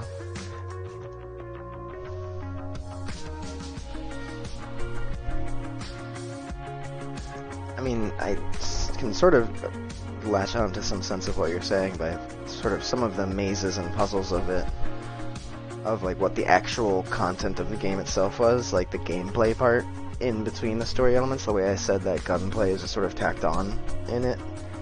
Like, say that's more in the gunplay element and not the storytelling. That the mazes, puzzles detract from the story. Double click finger point. Finger guns. Bang.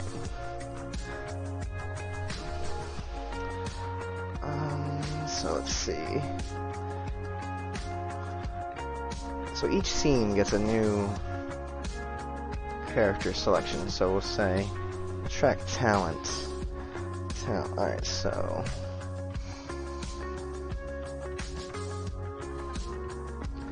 stats from scene.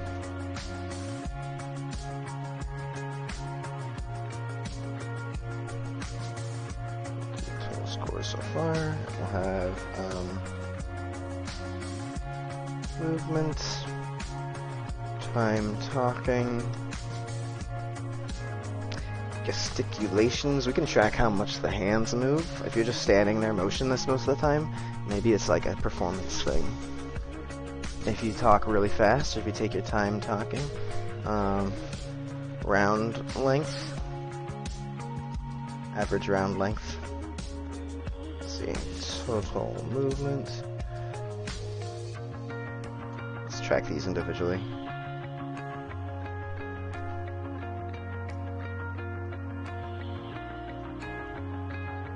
Time talking.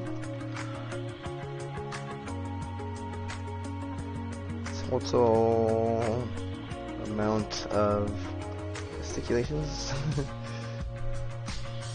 Average round length. You couldn't link between the two, exactly. And by the way, I'm not saying this according to today's standards. Okay, yeah, understood. Like, I totally understand that, how an amazing puzzle adventure part of it was kind of lackluster. But do you think that the storytelling stands out compared to today's storytelling if you were to subtract that part of the gameplay, so to say? Like, how did you feel about it? Because, like, I can totally understand that the gameplay of Half-Life is... And, like, with Half-Life 2, I didn't like it much at all. Like, it was a classic, but in more of, like, a, well, this is the best we have kind of sense. Half-Life 1 had sort of this innovative storytelling thing that, right from the get-go, from that first level, and from the way you're, like, really responsible for moving the plot forward by your actions, and, like, kind of the fact that your objectives are grounded in the real world. Like, I'm just talking now, but if you, how did you feel about it?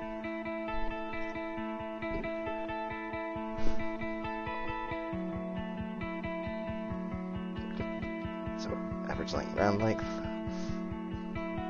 You didn't understand the question. Well, how did you feel about the storytelling compared to today's storytelling?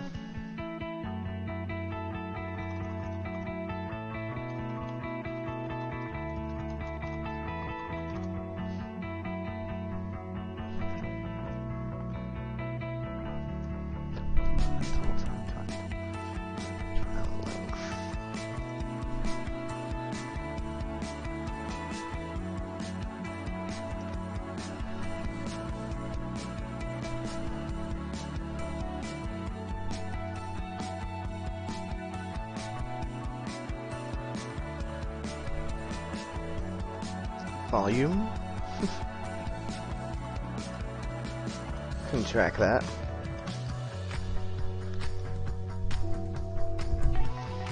Might be interesting stuff to like kind of look at.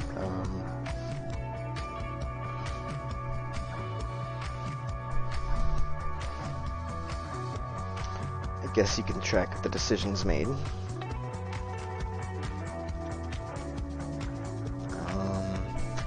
And decisions could have like some sort of... No, I'd like to keep them less, just keep them away from morals and more like chance, per se, or just like the fates, the hands of fates, or like whatever. You don't really know what's going to happen if you do this thing. You're not doing it because it's right or wrong, you're doing it because it's a puzzle to solve. The puzzle is to get to the end of the story. Maybe it's like a good story. Okay, I don't, let me see, I don't care how good the combat is, my favorite game is Morrowind, after all. I don't find it interesting, maybe it's a good story. It's really, it didn't engage you? I find that pretty interesting. And I guess you played it more recently anyway, but, I mean, for me it was, I was a kid, and it was the first 3D game that I played at all, so that could be a huge factor in it. But I played Unreal as well, and it didn't grab me the same way. Played all the 2D, 3D games before that, you know, Duke Nukem, Doom, all that stuff. But that was the first like 3D model. I don't know. I think Half-Life stood out in its time, and maybe since it was the first game to incorporate story elements like that, it's the sort of the standard nowadays. Maybe it innovated it to the sense that nowadays games like that do it as well, and they do it better, maybe. But at the time, nobody else was really doing that. Nobody had done it yet. I have to go back and play it and see how it compares, because I really still feel strongly about some of the... I'll have to listen to 9 Inch Nails while I do it, though. That's what I was listening to back then. Has to have the same ambiance. Put some Downward Spiral on in the background. Go find the nuclear codes. Or whatever it was. You launch a satellite or something, right? There's like a rocket. It's a really cool scene, I thought. Back in the day, launching the rocket was... like, holy shit, you know, if you look at it nowadays, it's like, okay, so you made the static mesh go up, but oh my god, that was so cool. They have like interactive doors and stuff. You didn't like how it's linked to the gameplay and how it's introduced. Oh, that's really interesting, because I love the fact that it's linked to the gameplay. Oh wow, you don't like the introduction. maybe that kind of introduction has been played out, like the way Skyrim does that, where you're riding in on a wagon. Maybe it's been played out so much since then that it's not good anymore. Because that was also really innovative at the time, and very immersive for me. The thing that you're like, it felt more like I was an average citizen. I was just some scientist. It made me feel very weak and normal, like just an ordinary average scientist type person who might be physically weak type guy, like a nerd. It really put me in the role, and then you have like nothing but a crowbar, and there's like aliens. You don't know what's around the corner. You don't know when you're gonna get like a real weapon, because at that time, all games started you with like a freaking shotgun or whatever, you know. So it was kind of scary. First time I played, once I got the crowbar, and then I killed the first head crab, I put the game down because I just like had the shakes. I can remember the entire experience. I remember the way my room looks, everything. I just put it down. I walked away. I was like, oh my god, that was scary. It was like a scary movie. The introduction was interesting. Okay. Pardon me. Yeah, I've played the introduction a few times back, but I've never played the whole game again. And I think some of the way the story changes through the game were fun to me. My favorite moment is when the G.I. Joes rappel down. Spoiler warning. And at the time, it's a really difficult level. I remember I was like almost out of ammo and stuff, so I was like, oh my god, yay, they're here to save me. But then they turn and they start shooting at you too, and you're like, no.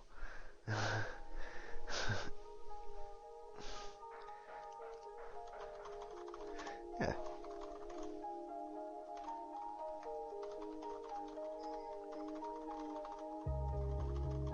It's really important to, especially when you can voice what exactly it is about it, so you can find out different people did or didn't like something that is very, like, big in media, and find out, well, what was good about it, bad about it to different people. It's really important.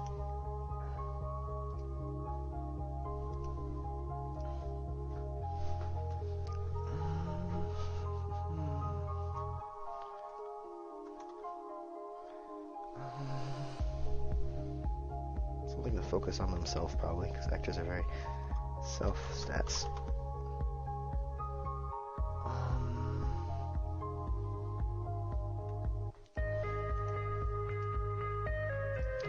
The only total scores so far in the Universal scene.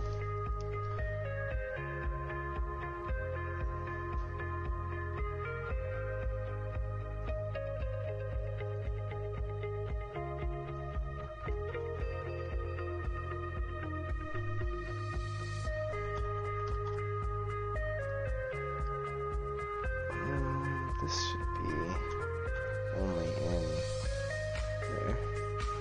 What's wrong with this stuff? Stats from scene. Oh yeah, totally find it useful. I just wish I'd know more about why don't you like how it's linked to the gameplay. Was there something in specific you mean by that, or like what else did you mean by that? That's really interesting to me.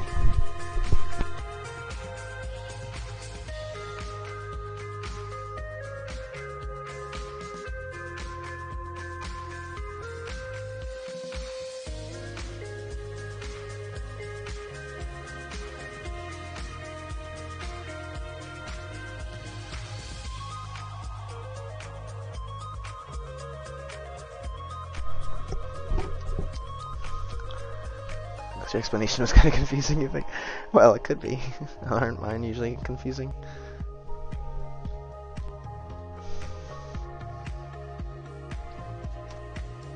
Boom. I put a U in favoritism.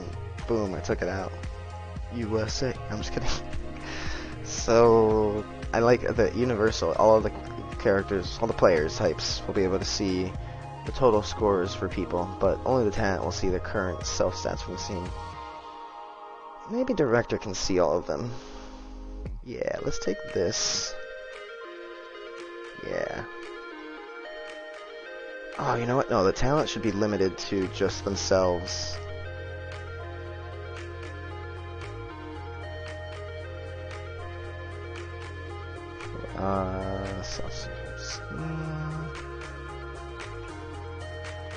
Full sets from scene for each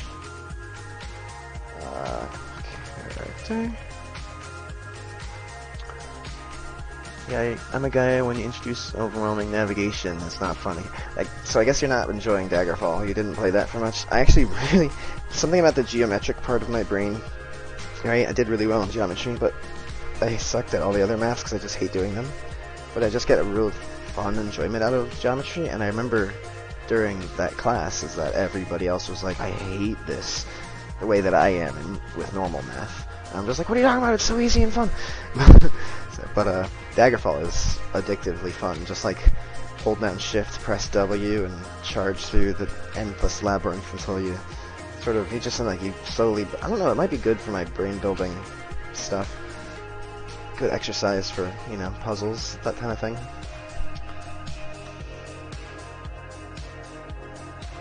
It actually got me finally working on this.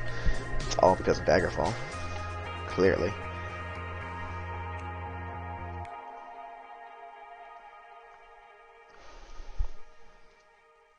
Okay. Voting screen.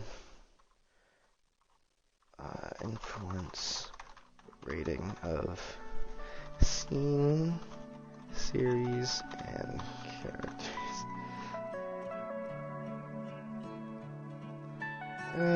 Maybe we shouldn't judge a scene or series overall, just individual characters, because you don't want it being like, oh, this season was really bad, or oh, this season was really good just because a bunch of people spammed the votes. The characters should only matter for, like, themselves, more or less. So, stats from scene, decision made, total stats so far for each character. Offsets from scene. Total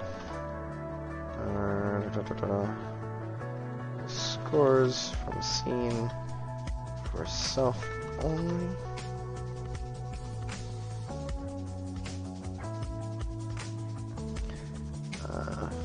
Scene. Okay, so then the rating can go on all of them. Everybody sees each other's ratings. Average rating.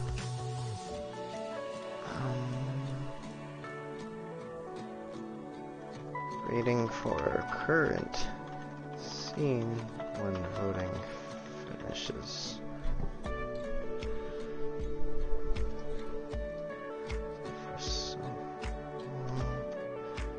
And this can go there.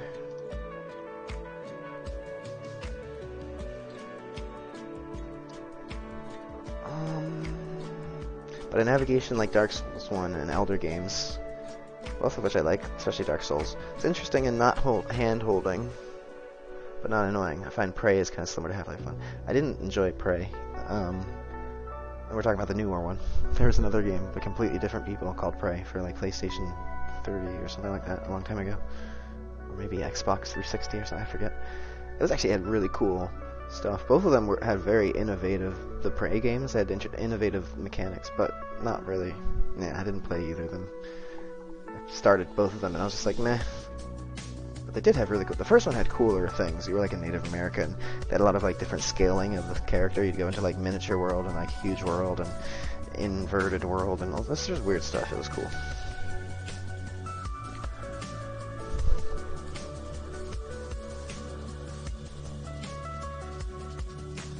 Yeah, the current generation one. Yeah, it didn't really have anything going for it. It was kind of weird. It was cool effects, those monsters, but I don't know. It kind of seemed more like bogging me down, the fact that you have to set up these turrets. It's like kind of cool, but not really fun.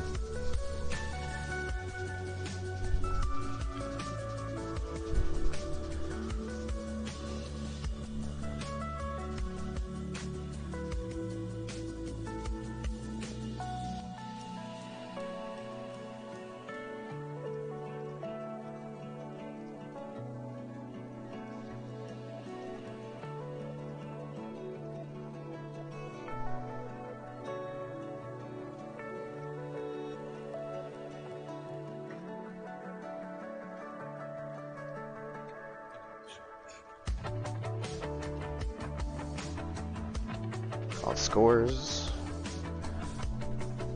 rating, failing screen, dark favoritism screen. And talent just sits and waits. And let's see.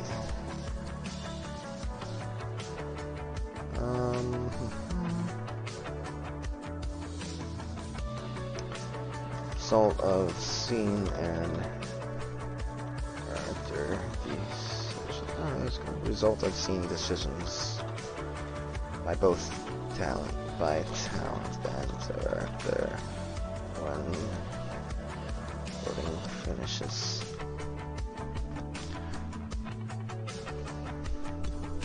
See, a lot of stuff you got to consider here. This is actually the most elaborate part of it so far, is just like when the game ends, or each round, whatever, each scene ends. It's like the Overwatch thing. It's like almost exactly what I'm imagining in my head, which is really unfortunate. But, you know, that stuff's been around a lot longer than them. It's gotta reimagine the way it's presented. I think that's good for that, though. Let's see.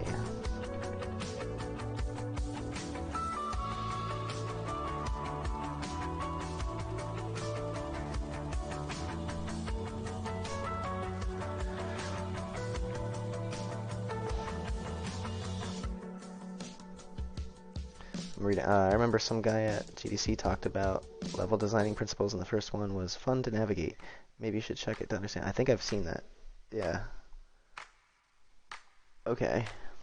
Half-Life 1 introduced the jump crouch. Was that a pain in the ass for you? I don't know if they introduced it too, because I think I noticed that you can jump crouch in Daggerfall. I found like a doorway that, it was like, not a doorway, it was like a merchant's booth in the middle of a dungeon, where it was like top and bottom were blocked, and there was a middle part that I had to crouch first and then jump into. Or maybe I climbed into it while crouching, but yeah. I think fun to navigate was one of the main things about the Phalanx that I've been doing, focusing a lot on making sure the movement is really fluid and fun, like going up the hills, turning into climbing, stuff like that. So yeah, I understand completely. The thing about Half-Life for me is just had nothing to do with the gameplay. It was always the way the story is told through your actions, sort of like usually Doom or whatever before that, the end of the level would just be hit a keypad with a key and it's like done. But this would be, instead of it just being over, you'd be like, you'd get there, you'd press something, and then something else would happen, and then it would be like, oh, but now you have to go do this. It was just more involved.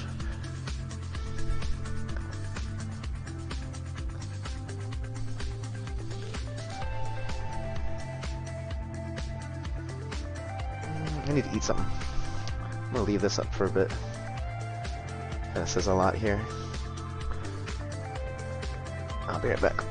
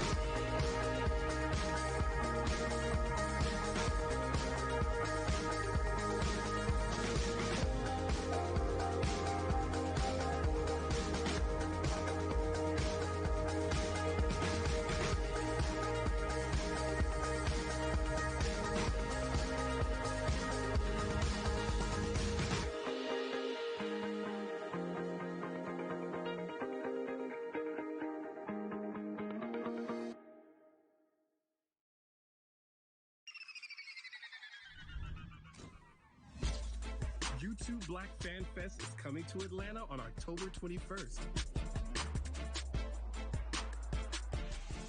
Featuring Lil Baby, Black, Queen Naija, Wildebeest, Jade Fox, and many more. Hosted by Goddamn Zoe. For more information about the show,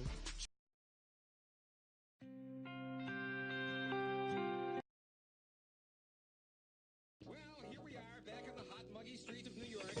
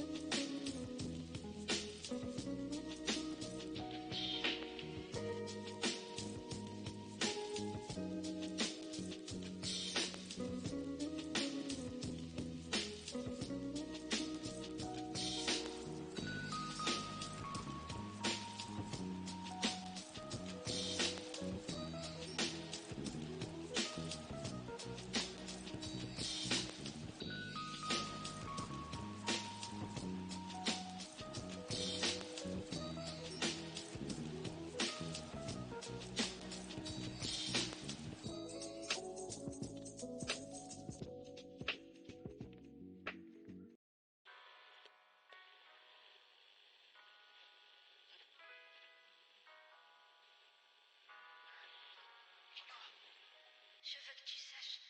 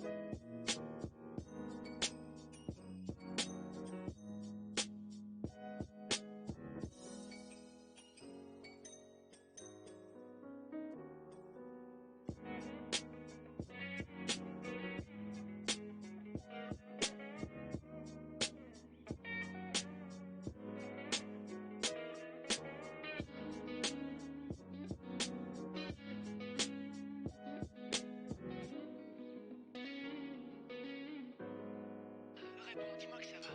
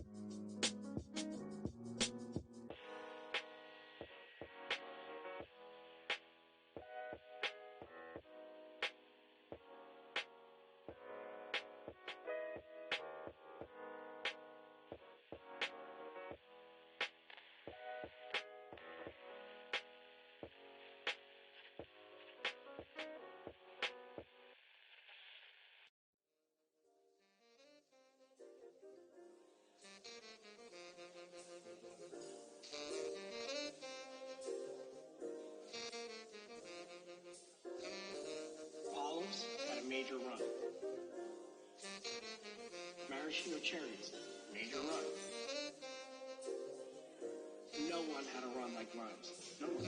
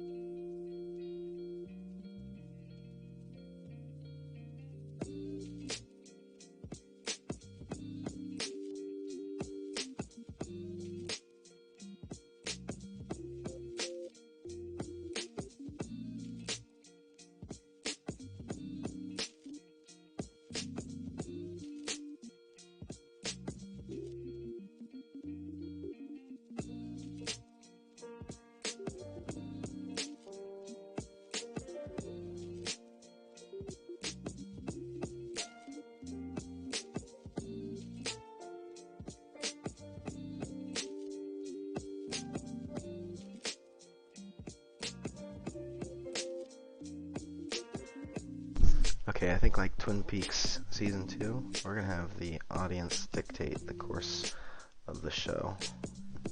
Oops, back the microphone.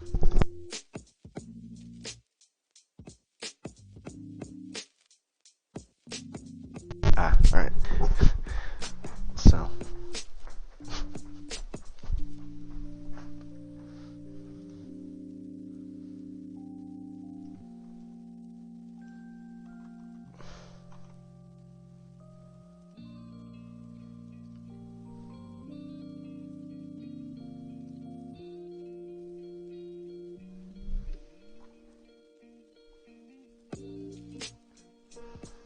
Yeah, okay.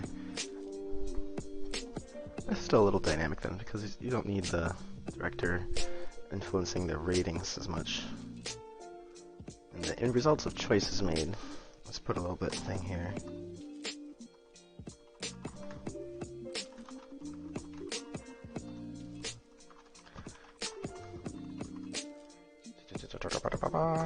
Character makes a decision, makes at least one decision that could affect the result of the scene.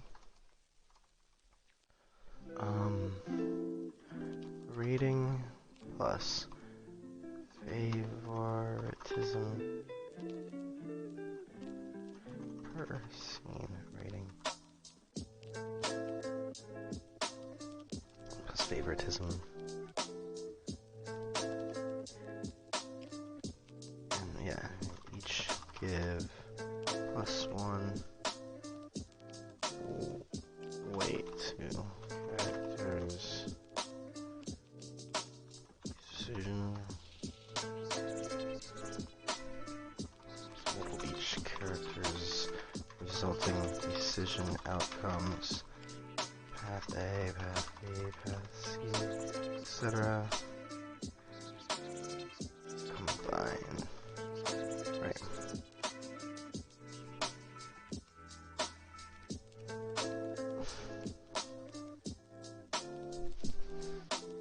Hey, my cat. Hello.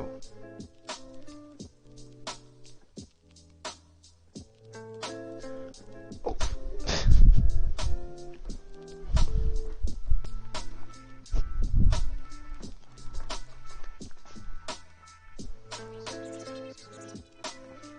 I was just thinking about that. I think that makes sense, sort of. An affect the result of the scene, path A, path B, path C, etc. It's one decision that results in a preference for, results in, yeah, and possible.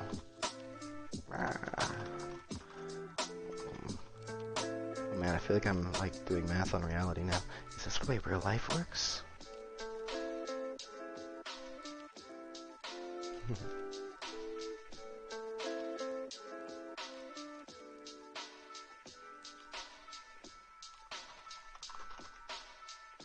So from 1 to 3 ratings. So let's say you have 4 characters, A, B, C, D.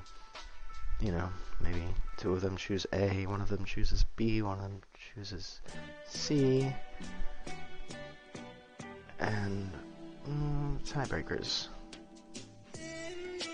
Yeah, roll dice to determine tiebreakers.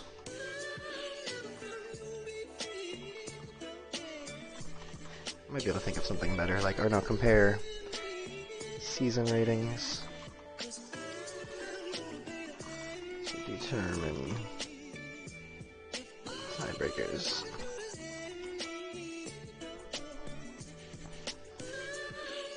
Total raise.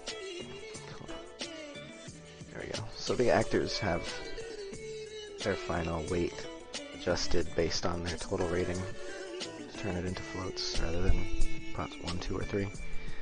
If there's a tie. Yeah, because then you still only have the choices there. Director and count and audience have weighed in.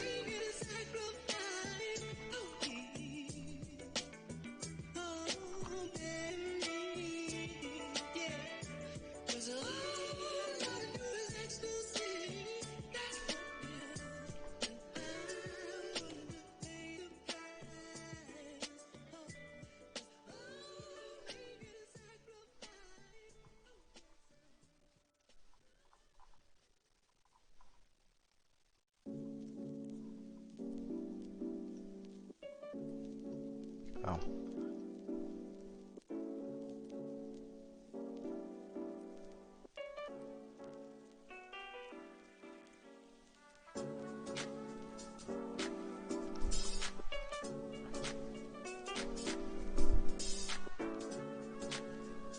Makes sense to me. I'm gonna continue my break.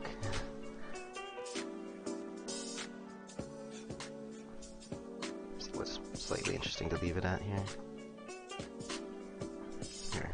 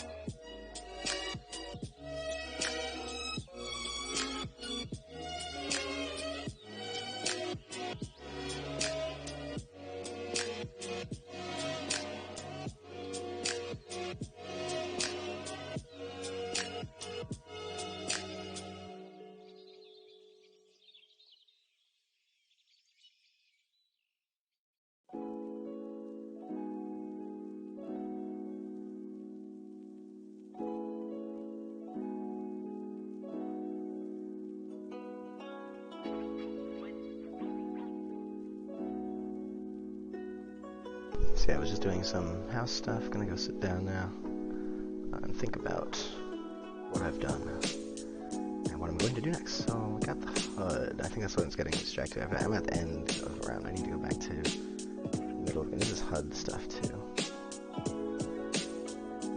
I guess I'll write after HUD. Just like, okay. Just put this on the screen. Start of scene.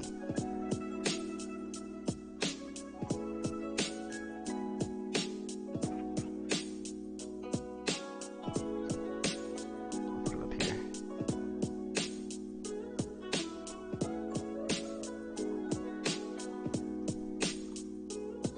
Start scene.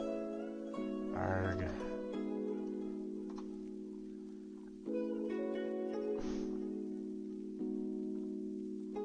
I won't. There we go.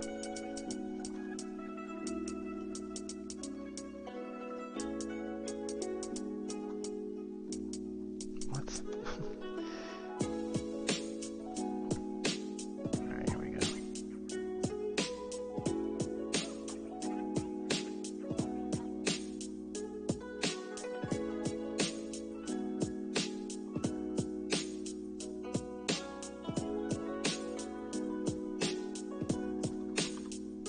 No.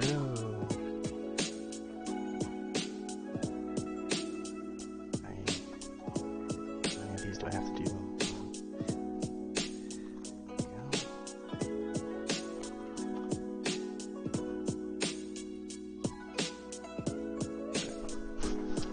Oh, that'll start me thinking.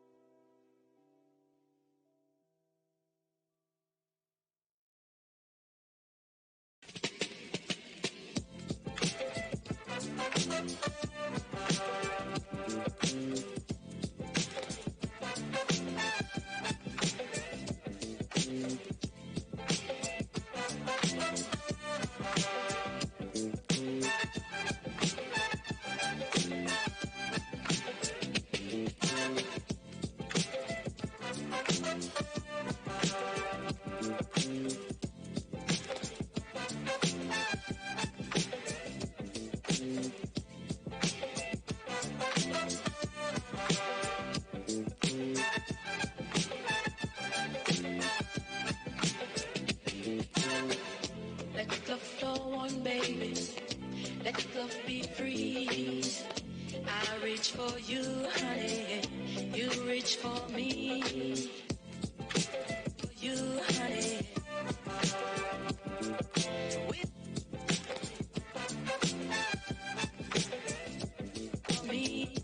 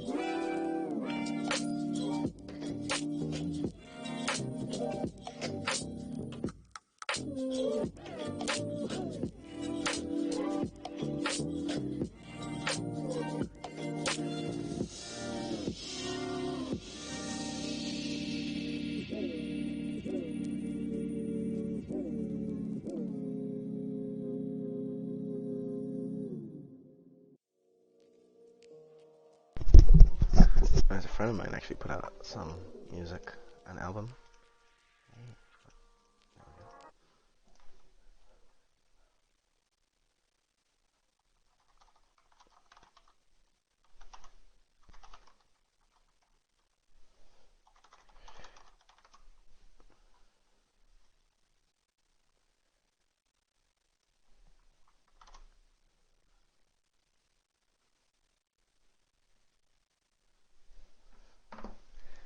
Did I type that right?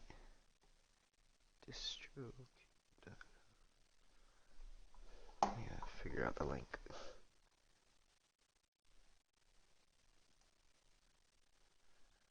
Oh, here it is. Listen to it there.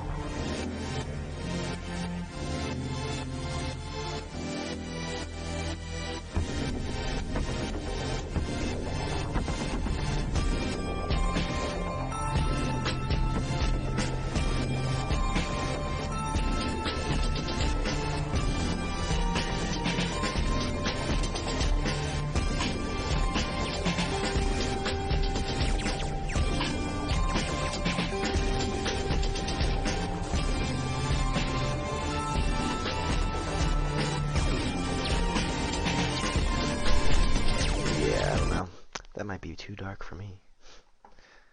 I'm gonna check out another one I like a lot. That'd be here.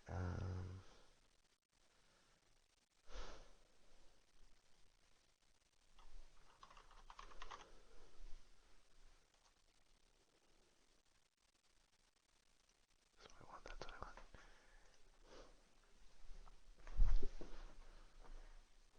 He's made a bunch of music since this. I just really like this album.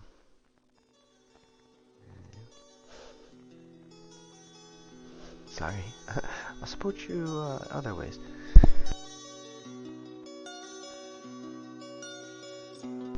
So, like, to roll.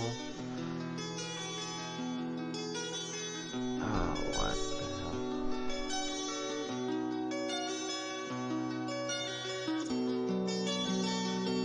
The file's huge, that's why.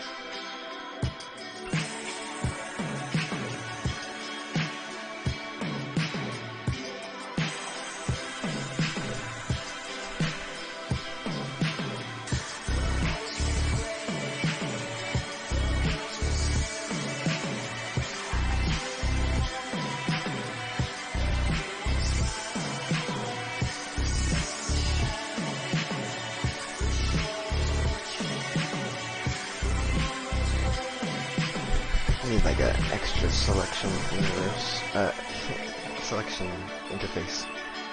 User interface. User interface is a universe. I would like to do, maybe...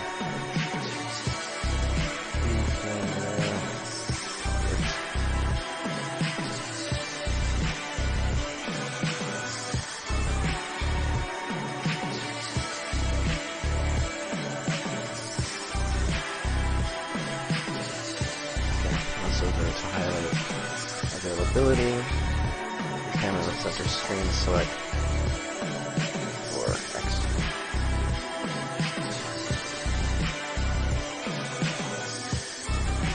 Select extra.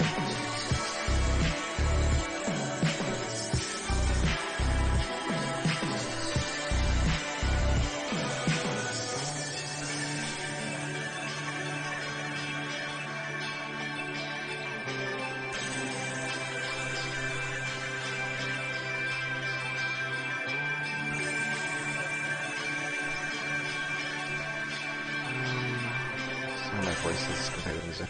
Turn that down a little bit. So, should I open this options first? I have...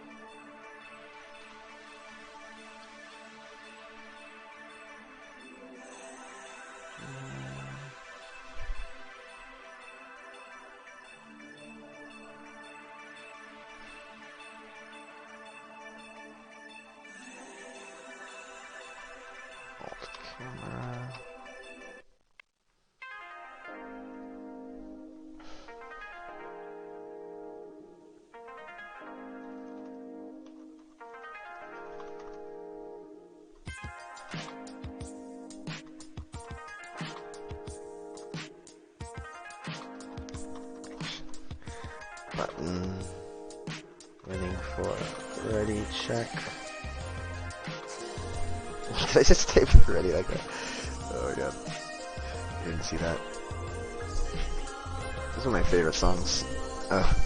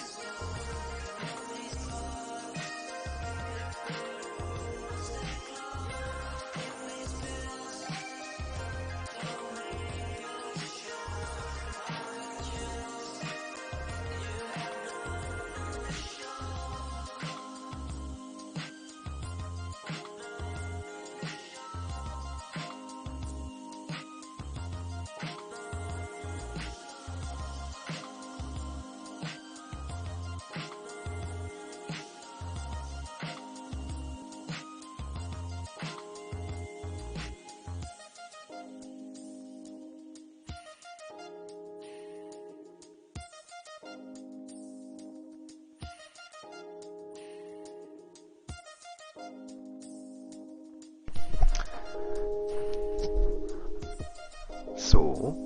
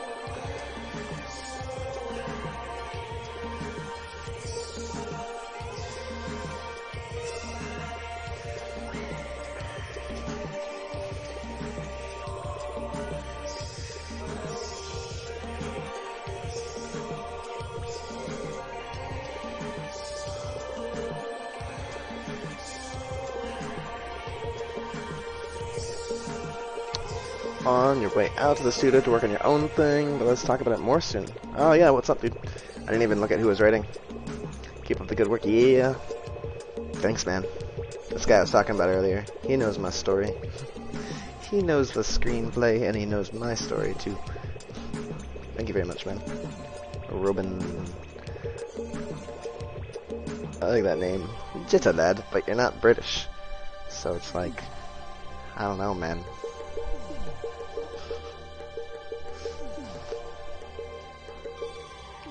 Just kidding, but if you happen to ever stop by our channel and you notice this fella up here, that's who that is.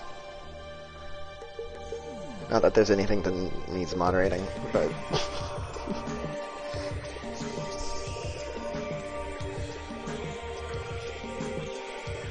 Determine first.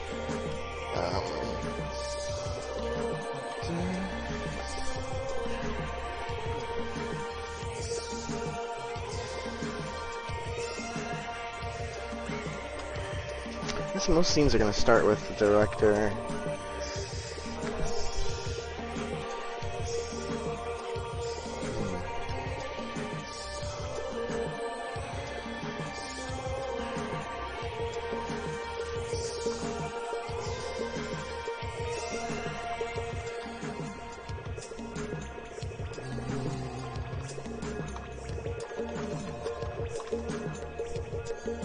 Yeah, so like first is the... And so you can be chilling there setting the scene for a while. And then or once the ready checks are ready, you can start doing this, and then hit action to tell the...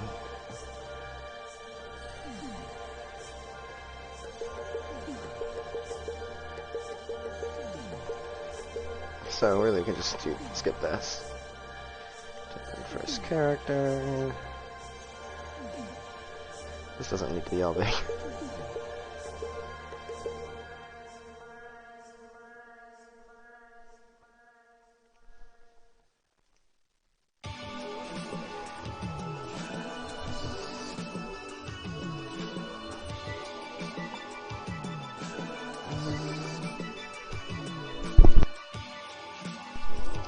I guess,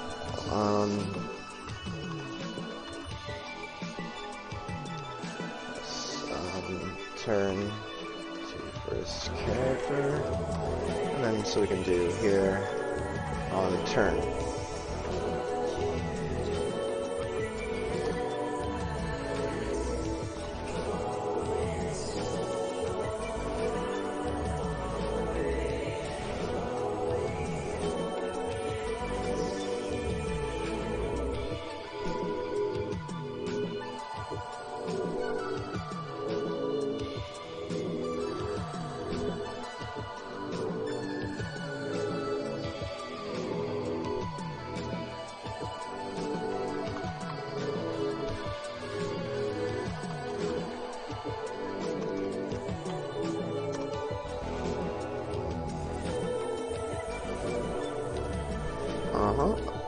So, on turn, the talent, as they are colloquially known.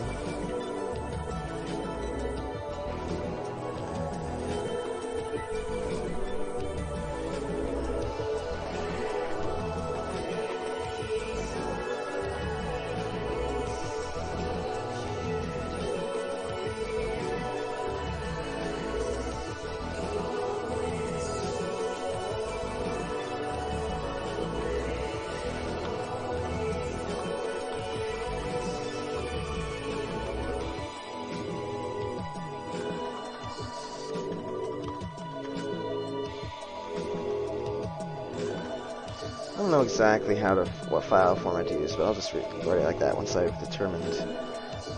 Brainstorm it for now.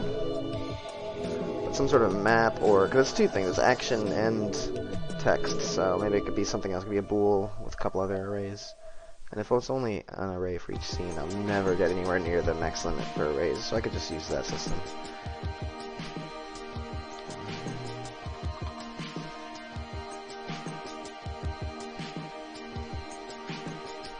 There's really nothing else to do. Let's see when a character... I wonder if there's certain actions that can't be done by interacting with the world or moving around. Like if there's something that that a character can do in a story, like exude an aroma, or so what would you see? Like, I mean, you can't really, like their hair rustle in the wind or something like that. I wonder if I can...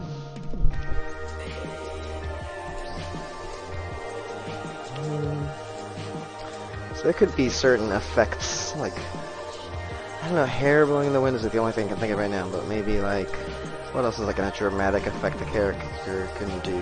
Like, maybe blinking and facial expressions and stuff will be controlled, because I don't know if I'm going to be able to do any sort of facial scanning at this level of technology, or anything like that, interpreting the voice. So maybe some... So, let's see, expression control.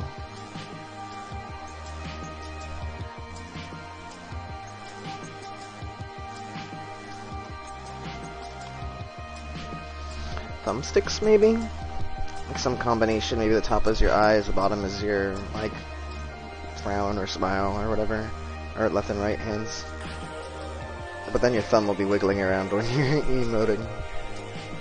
That's the, There's gotta be some method.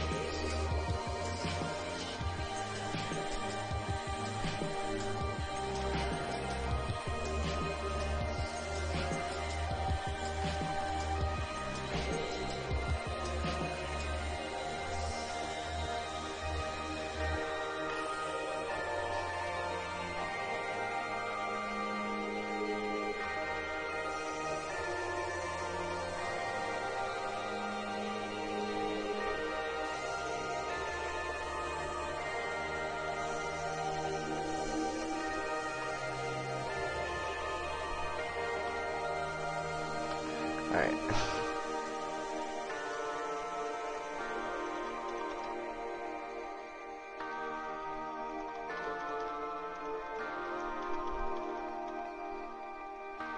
Expression, movement.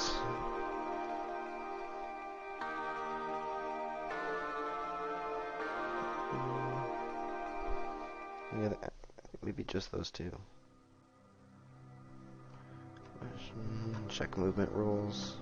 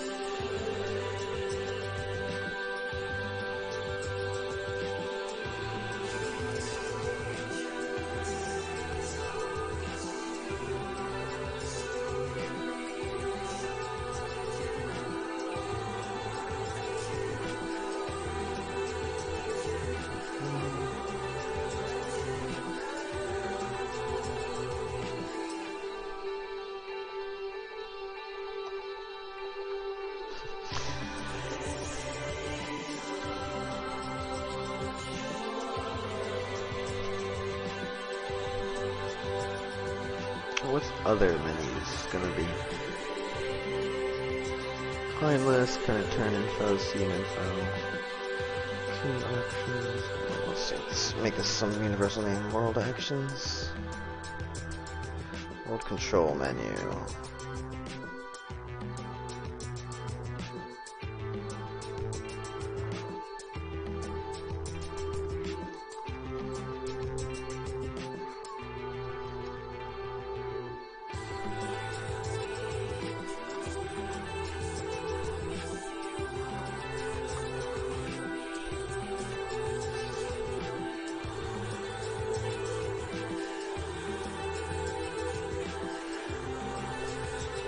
I can mess around with what exactly, but I think just keeping everything the same way otherwise. First character? Yeah, that's basically it.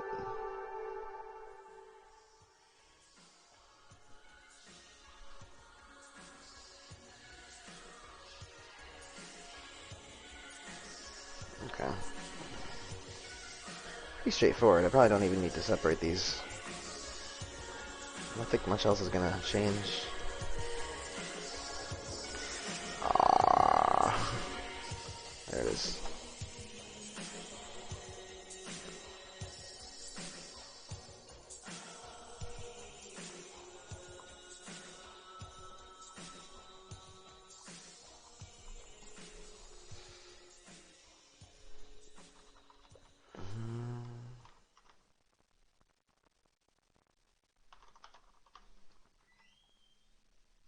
That's the end of that excellent album.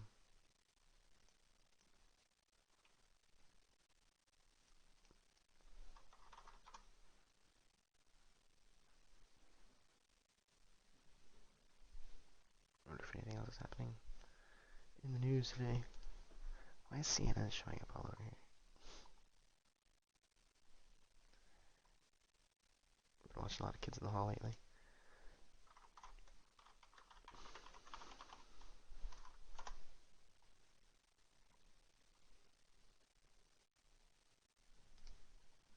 Kira is into problem solving. No. Sorry.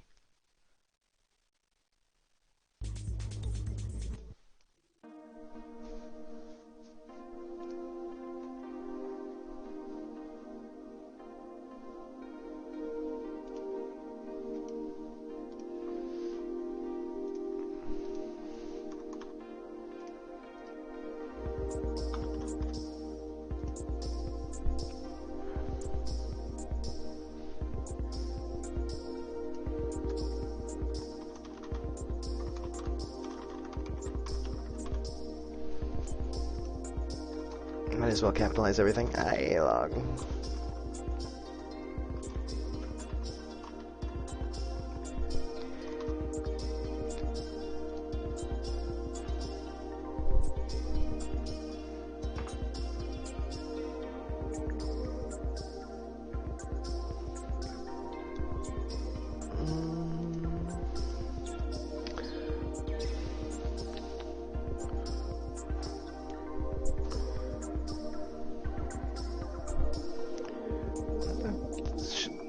Server should have the screenplay up by the host.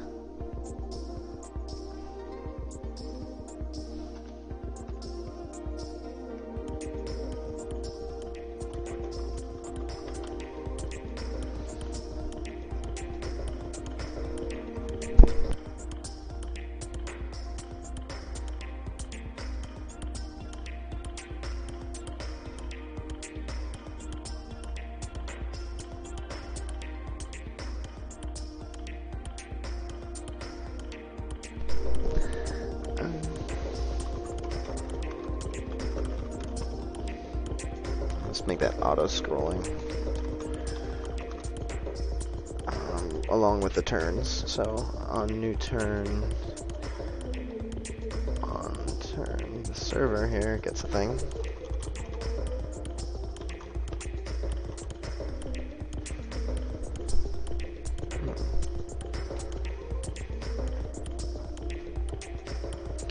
Actually, and also if you're playing as extra audience, we need to auto play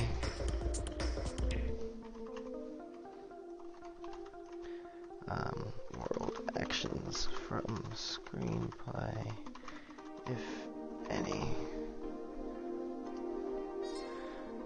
Okay, so this way, if you are playing as the director, you see it in advance, you can queue it when you want, and if you're not playing as the director and you're just watching, the computer will play it automatically.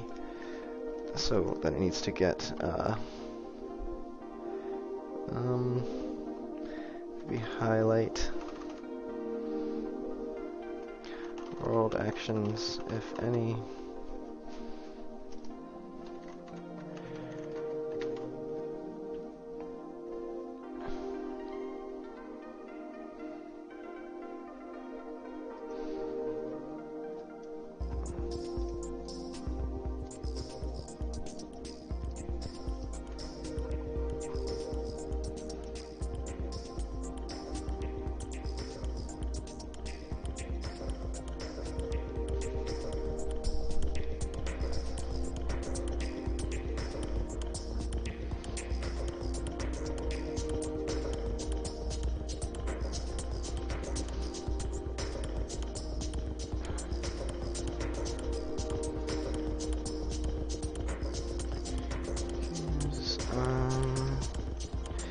enable end turn zone. Overlap with end turn zone. And also, I guess we should enable end turn button if in world actions.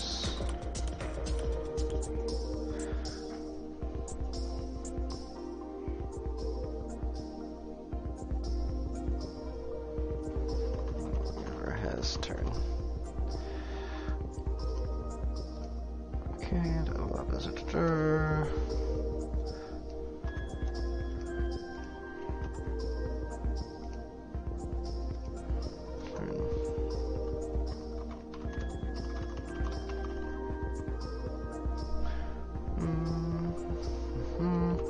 Check if overlapping on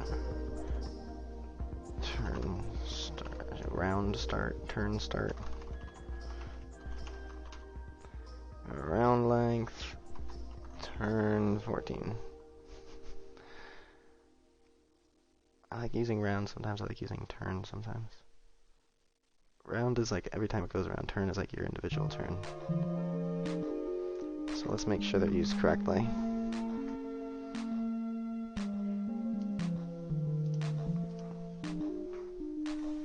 Oh, that's good. Background, background, background. Average turn length.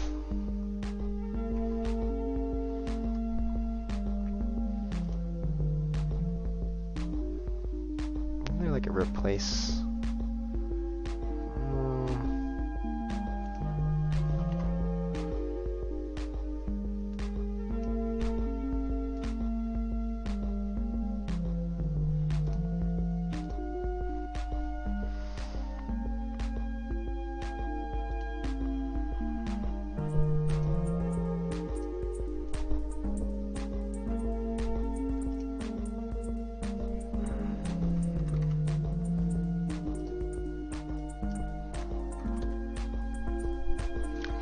Whose turn is it? Display turn state.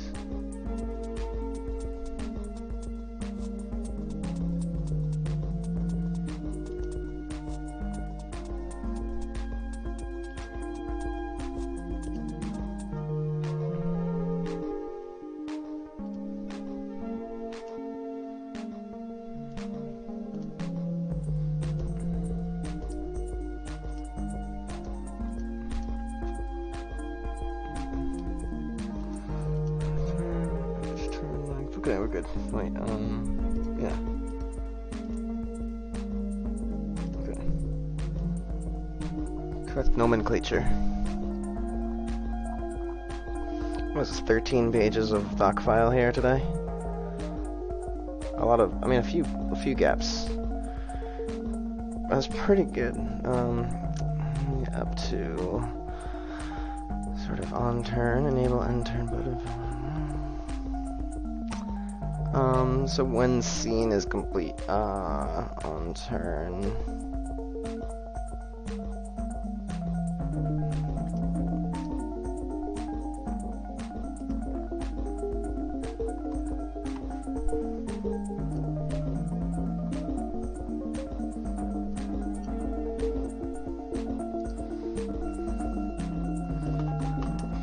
Scene and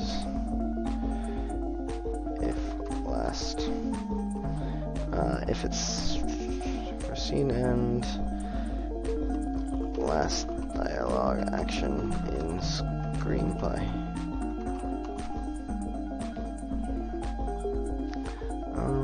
So on end turn, we need that.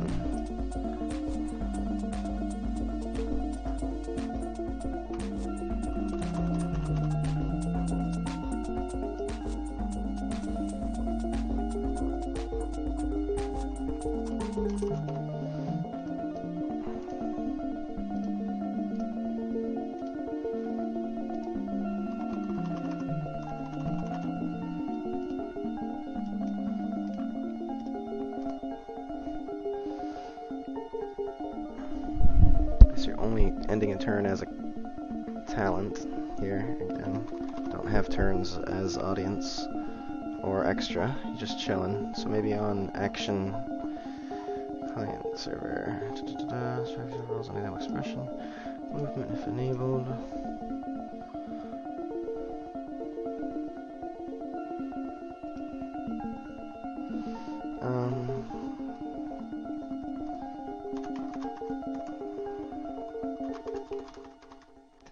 Extras. Whoa.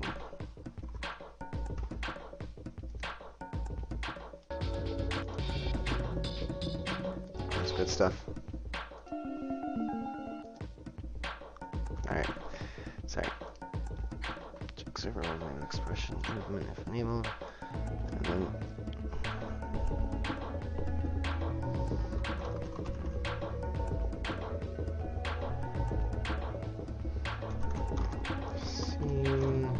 transition and mean, it should usually just be fade in. We could just say fade in.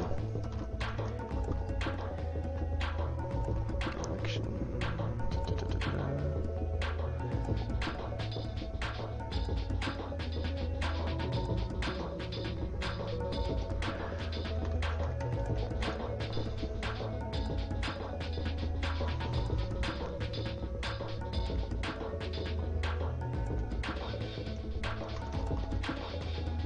Let's keep ready to show. Whatever, it doesn't matter whether it's showing at the start or not.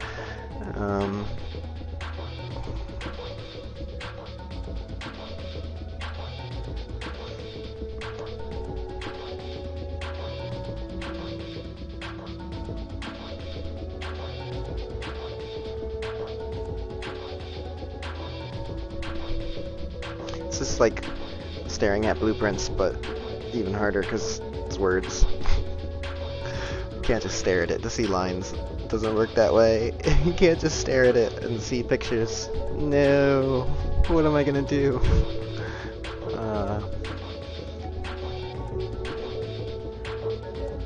Read it, I guess? I could read it. Start with director. Highlight world actions from the screenplay. Okay, right. This. I think I'm brain fuzzed out for the day. Alright, we're up to end turn. This is it. Okay. Talent. What's the talent gonna do?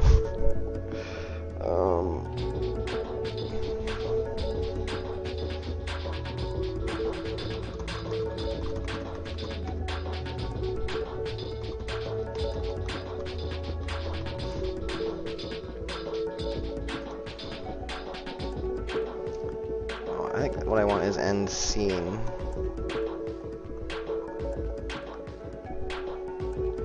Really, it's just...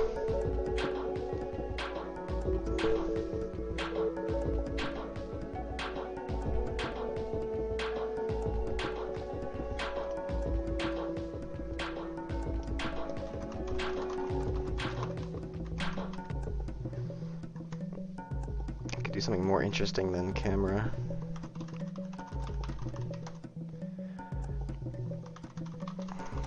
This is really all that needs to happen. Same thing here.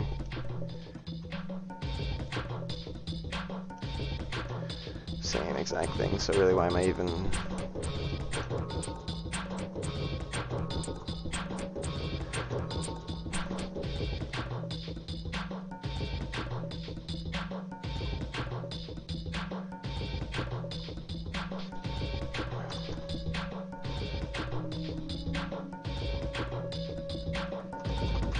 Loading finishes.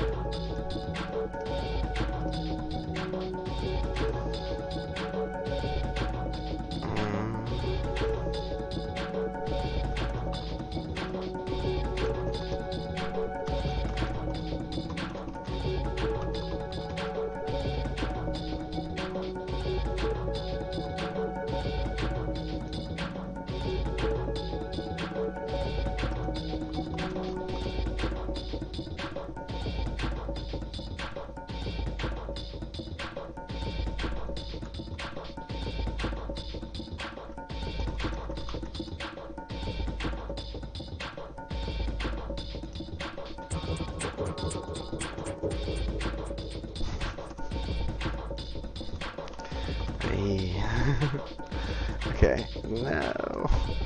Alright, audience fade out.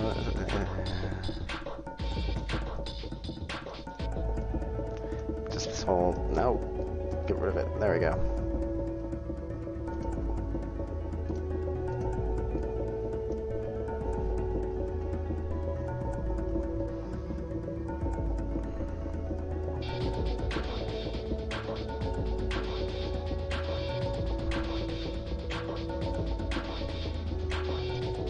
I want to fit that in somewhere. I wonder if I can just put all this.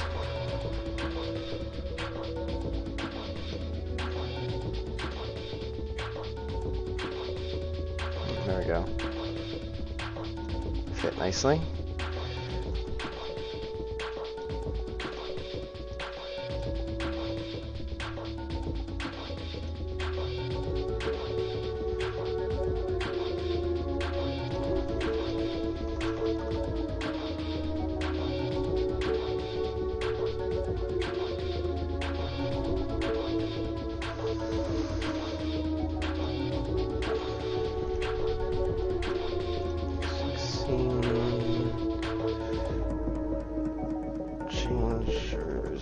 Clean up. Change. I don't even need to clean up, just change map. Change map to lobby and go back to lobby. Change map slash scene and go back to lobby to.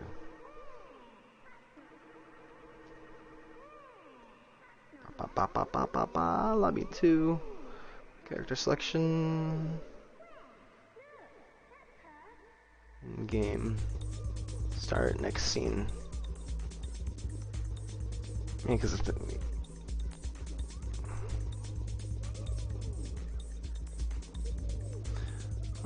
so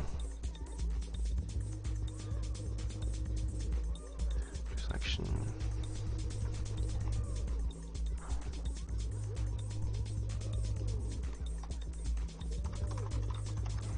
Server can recast to enforce role assignments even without changing options, and clients are auto-assigned first if they played the same character before. So we need on and scene talent save character played for next scene auto select, and server save all talent stats.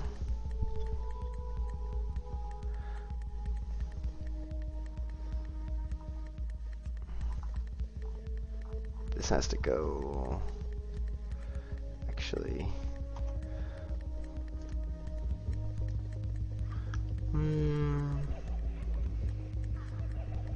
let's do it again, maybe.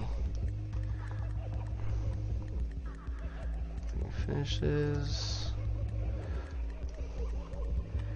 save all, that scores.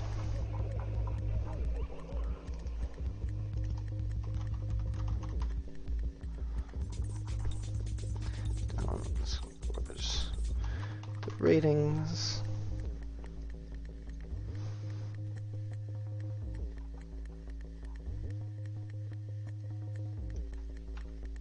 Check scene, change results, change map scene. Start next scene. Well, that's it. So I don't know if I should do that thing where I'm like, oh, I made the document available, you check the description below. I don't even know if I want to share this, but I'll go through it again real quick. I'll read it again, a little brief edit, but first I'm going to do my little break and put on a more melodic. That one gets annoying. Oh. Alright, I'll be back.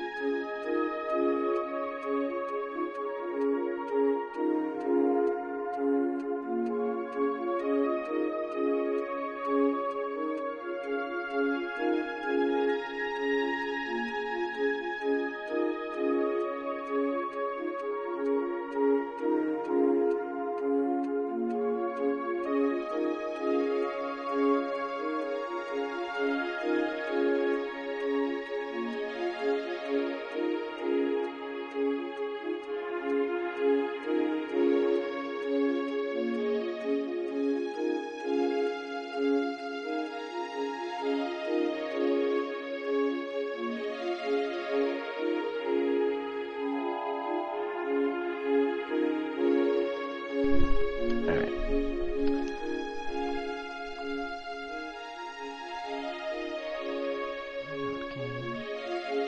Selection.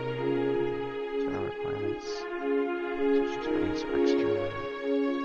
See if basically if I need to, I can kind of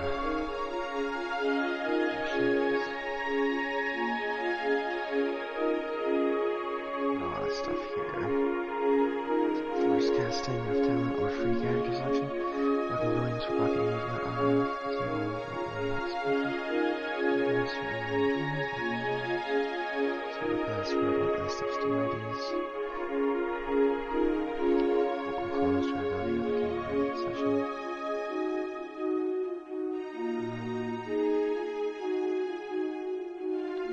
Yeah, I guess it goes in. Okay. Keybind, show hide HUD. Yeah. It's really maybe a different keybind for each HUD button. Show HUD, talent or external audience.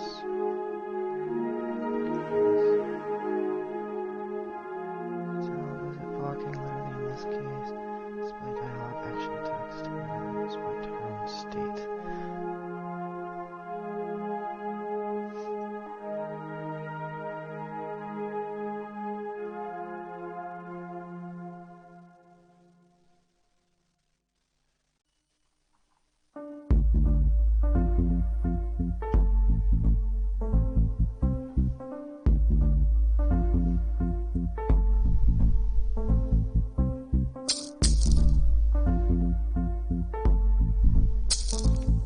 Should say director.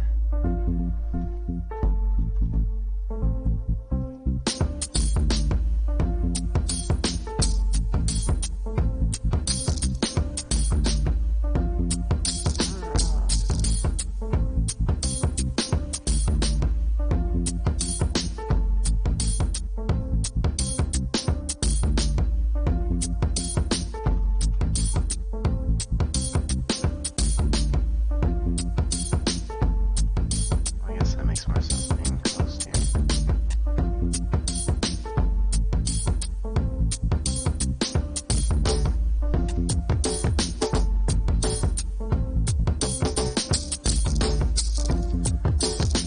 So what I need is more HUD things for ejecting players, stuff like that. I think stuff like that. I guess it should be in the right place. Let's just see where's the HUD stuff.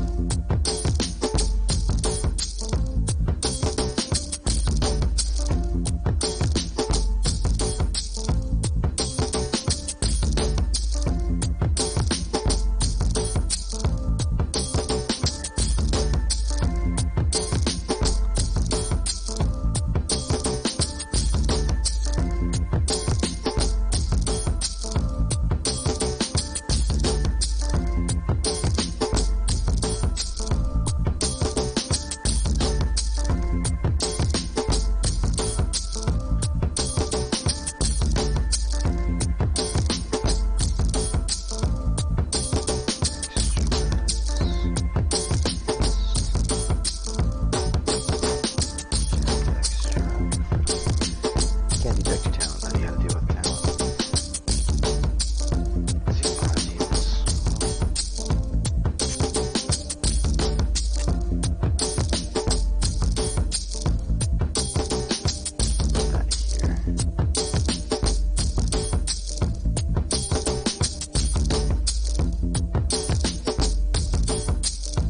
Selection is the list, I guess.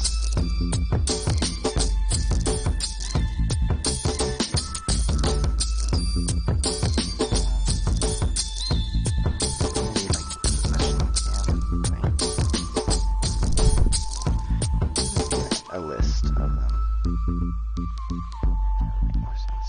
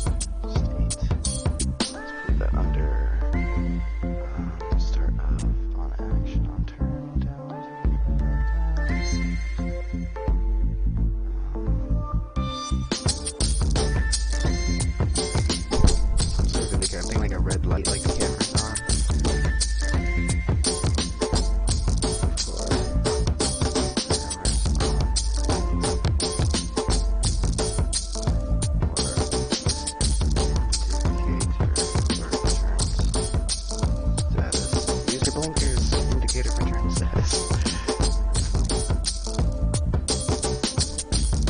Take that over here.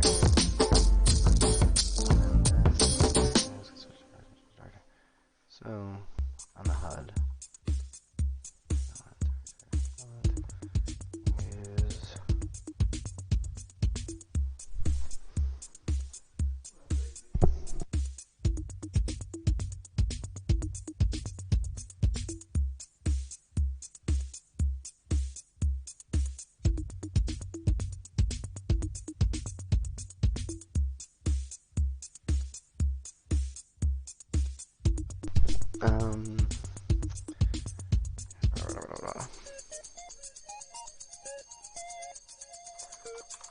well, talent can't switch, that's right. Okay, so extras. Change role, director of the server. Right, okay, and then, so audience, change role, extra, right, director, that's extra, okay, that stuff's good. Free room, auto camera, or manual camera.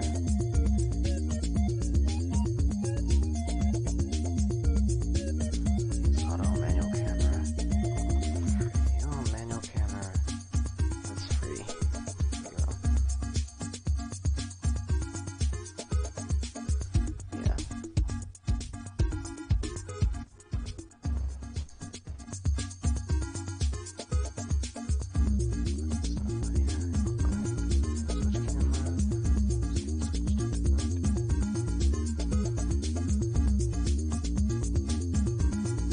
Camera and maybe like select camera.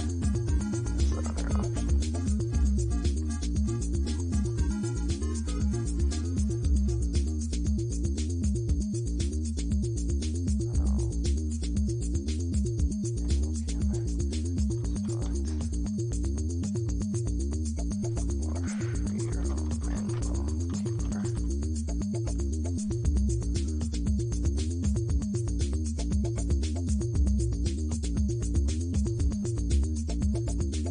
I don't think it needs to be a manual camera, like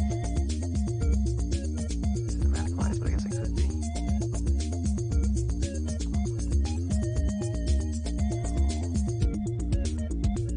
Control.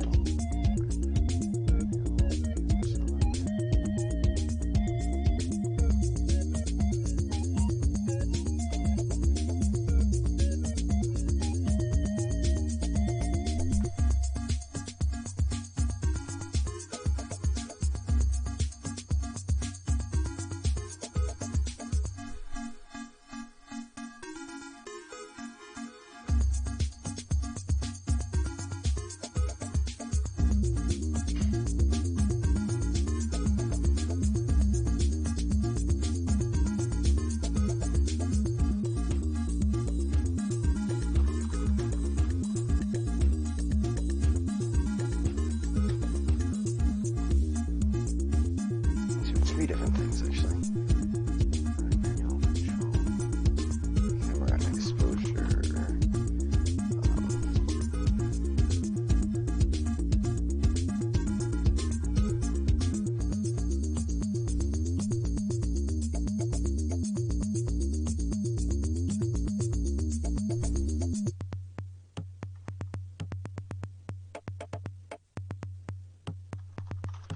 I guess depth of field and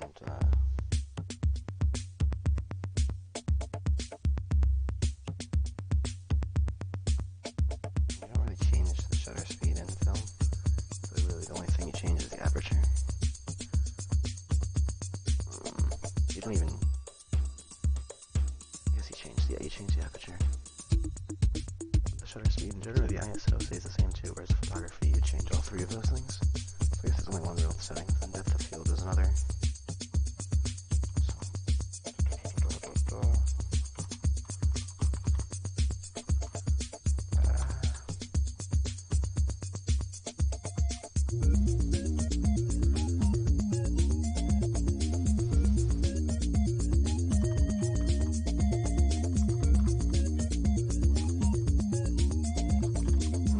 That on there too.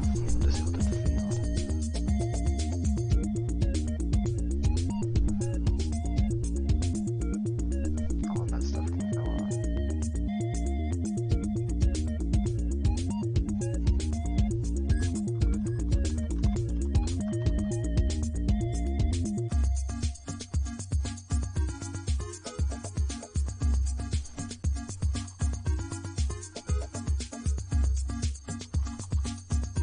display of cameras.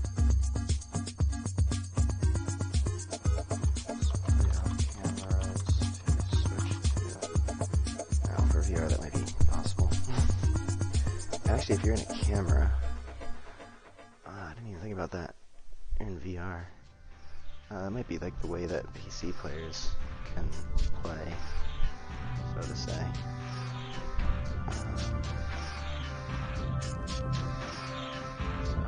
Yeah, basically, if you're these things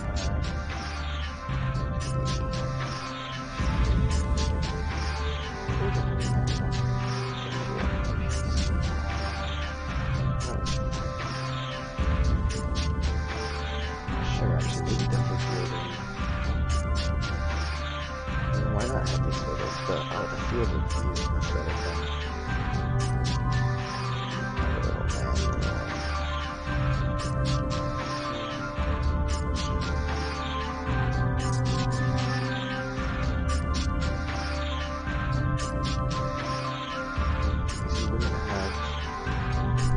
You could put like some sort of like cone in front of your face in VR that would make it look like you're looking through a 3D camera with both eyes. So like putting a square in front of your cinematic thing, perhaps. And then it could be like a 2D thing in front of you. So audience,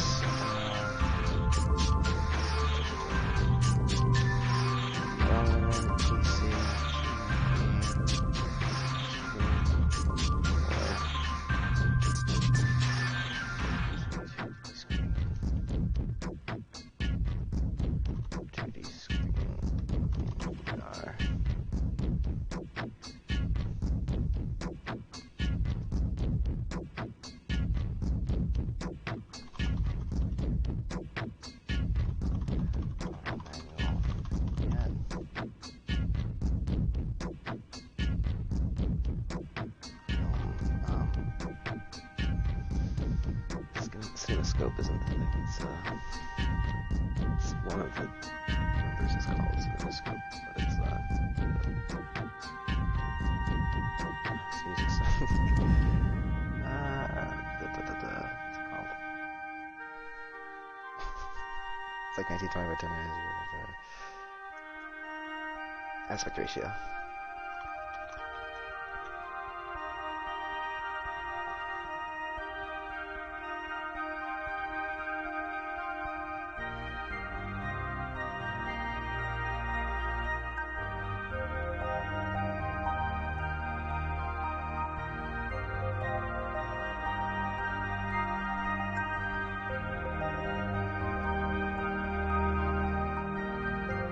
Theoretically,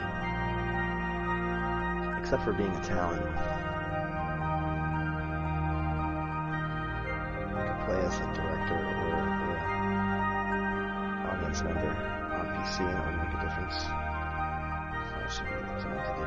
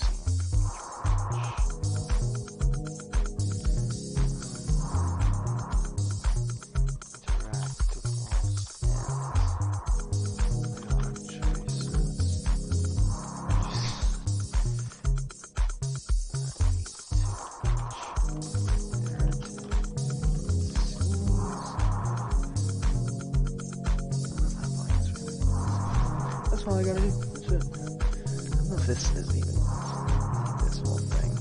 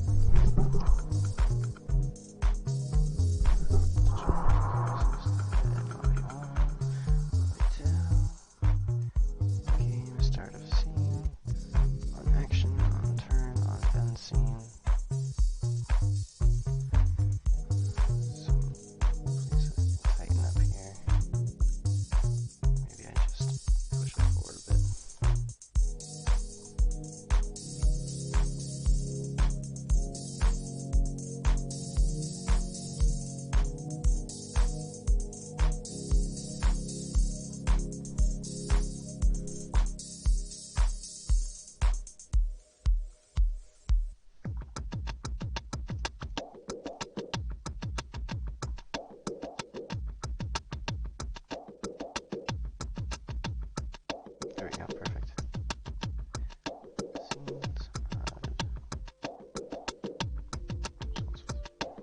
Finishes.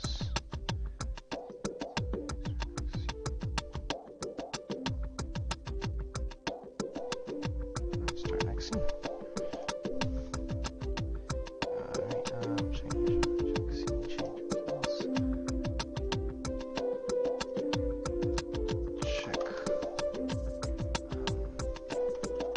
Storyline branches for end game. Scene. End game. Condition. If storyline branch ended. And return to lobby.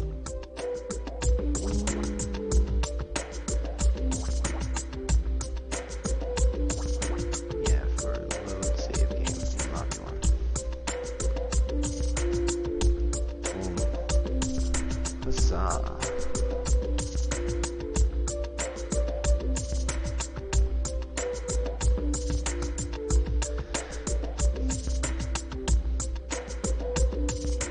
So 10 pages of solid stuff now that I've tightened it up.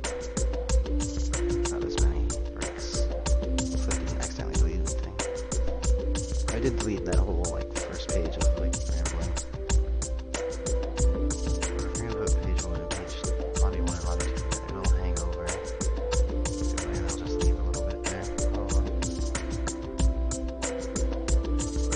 Yeah, never mind that.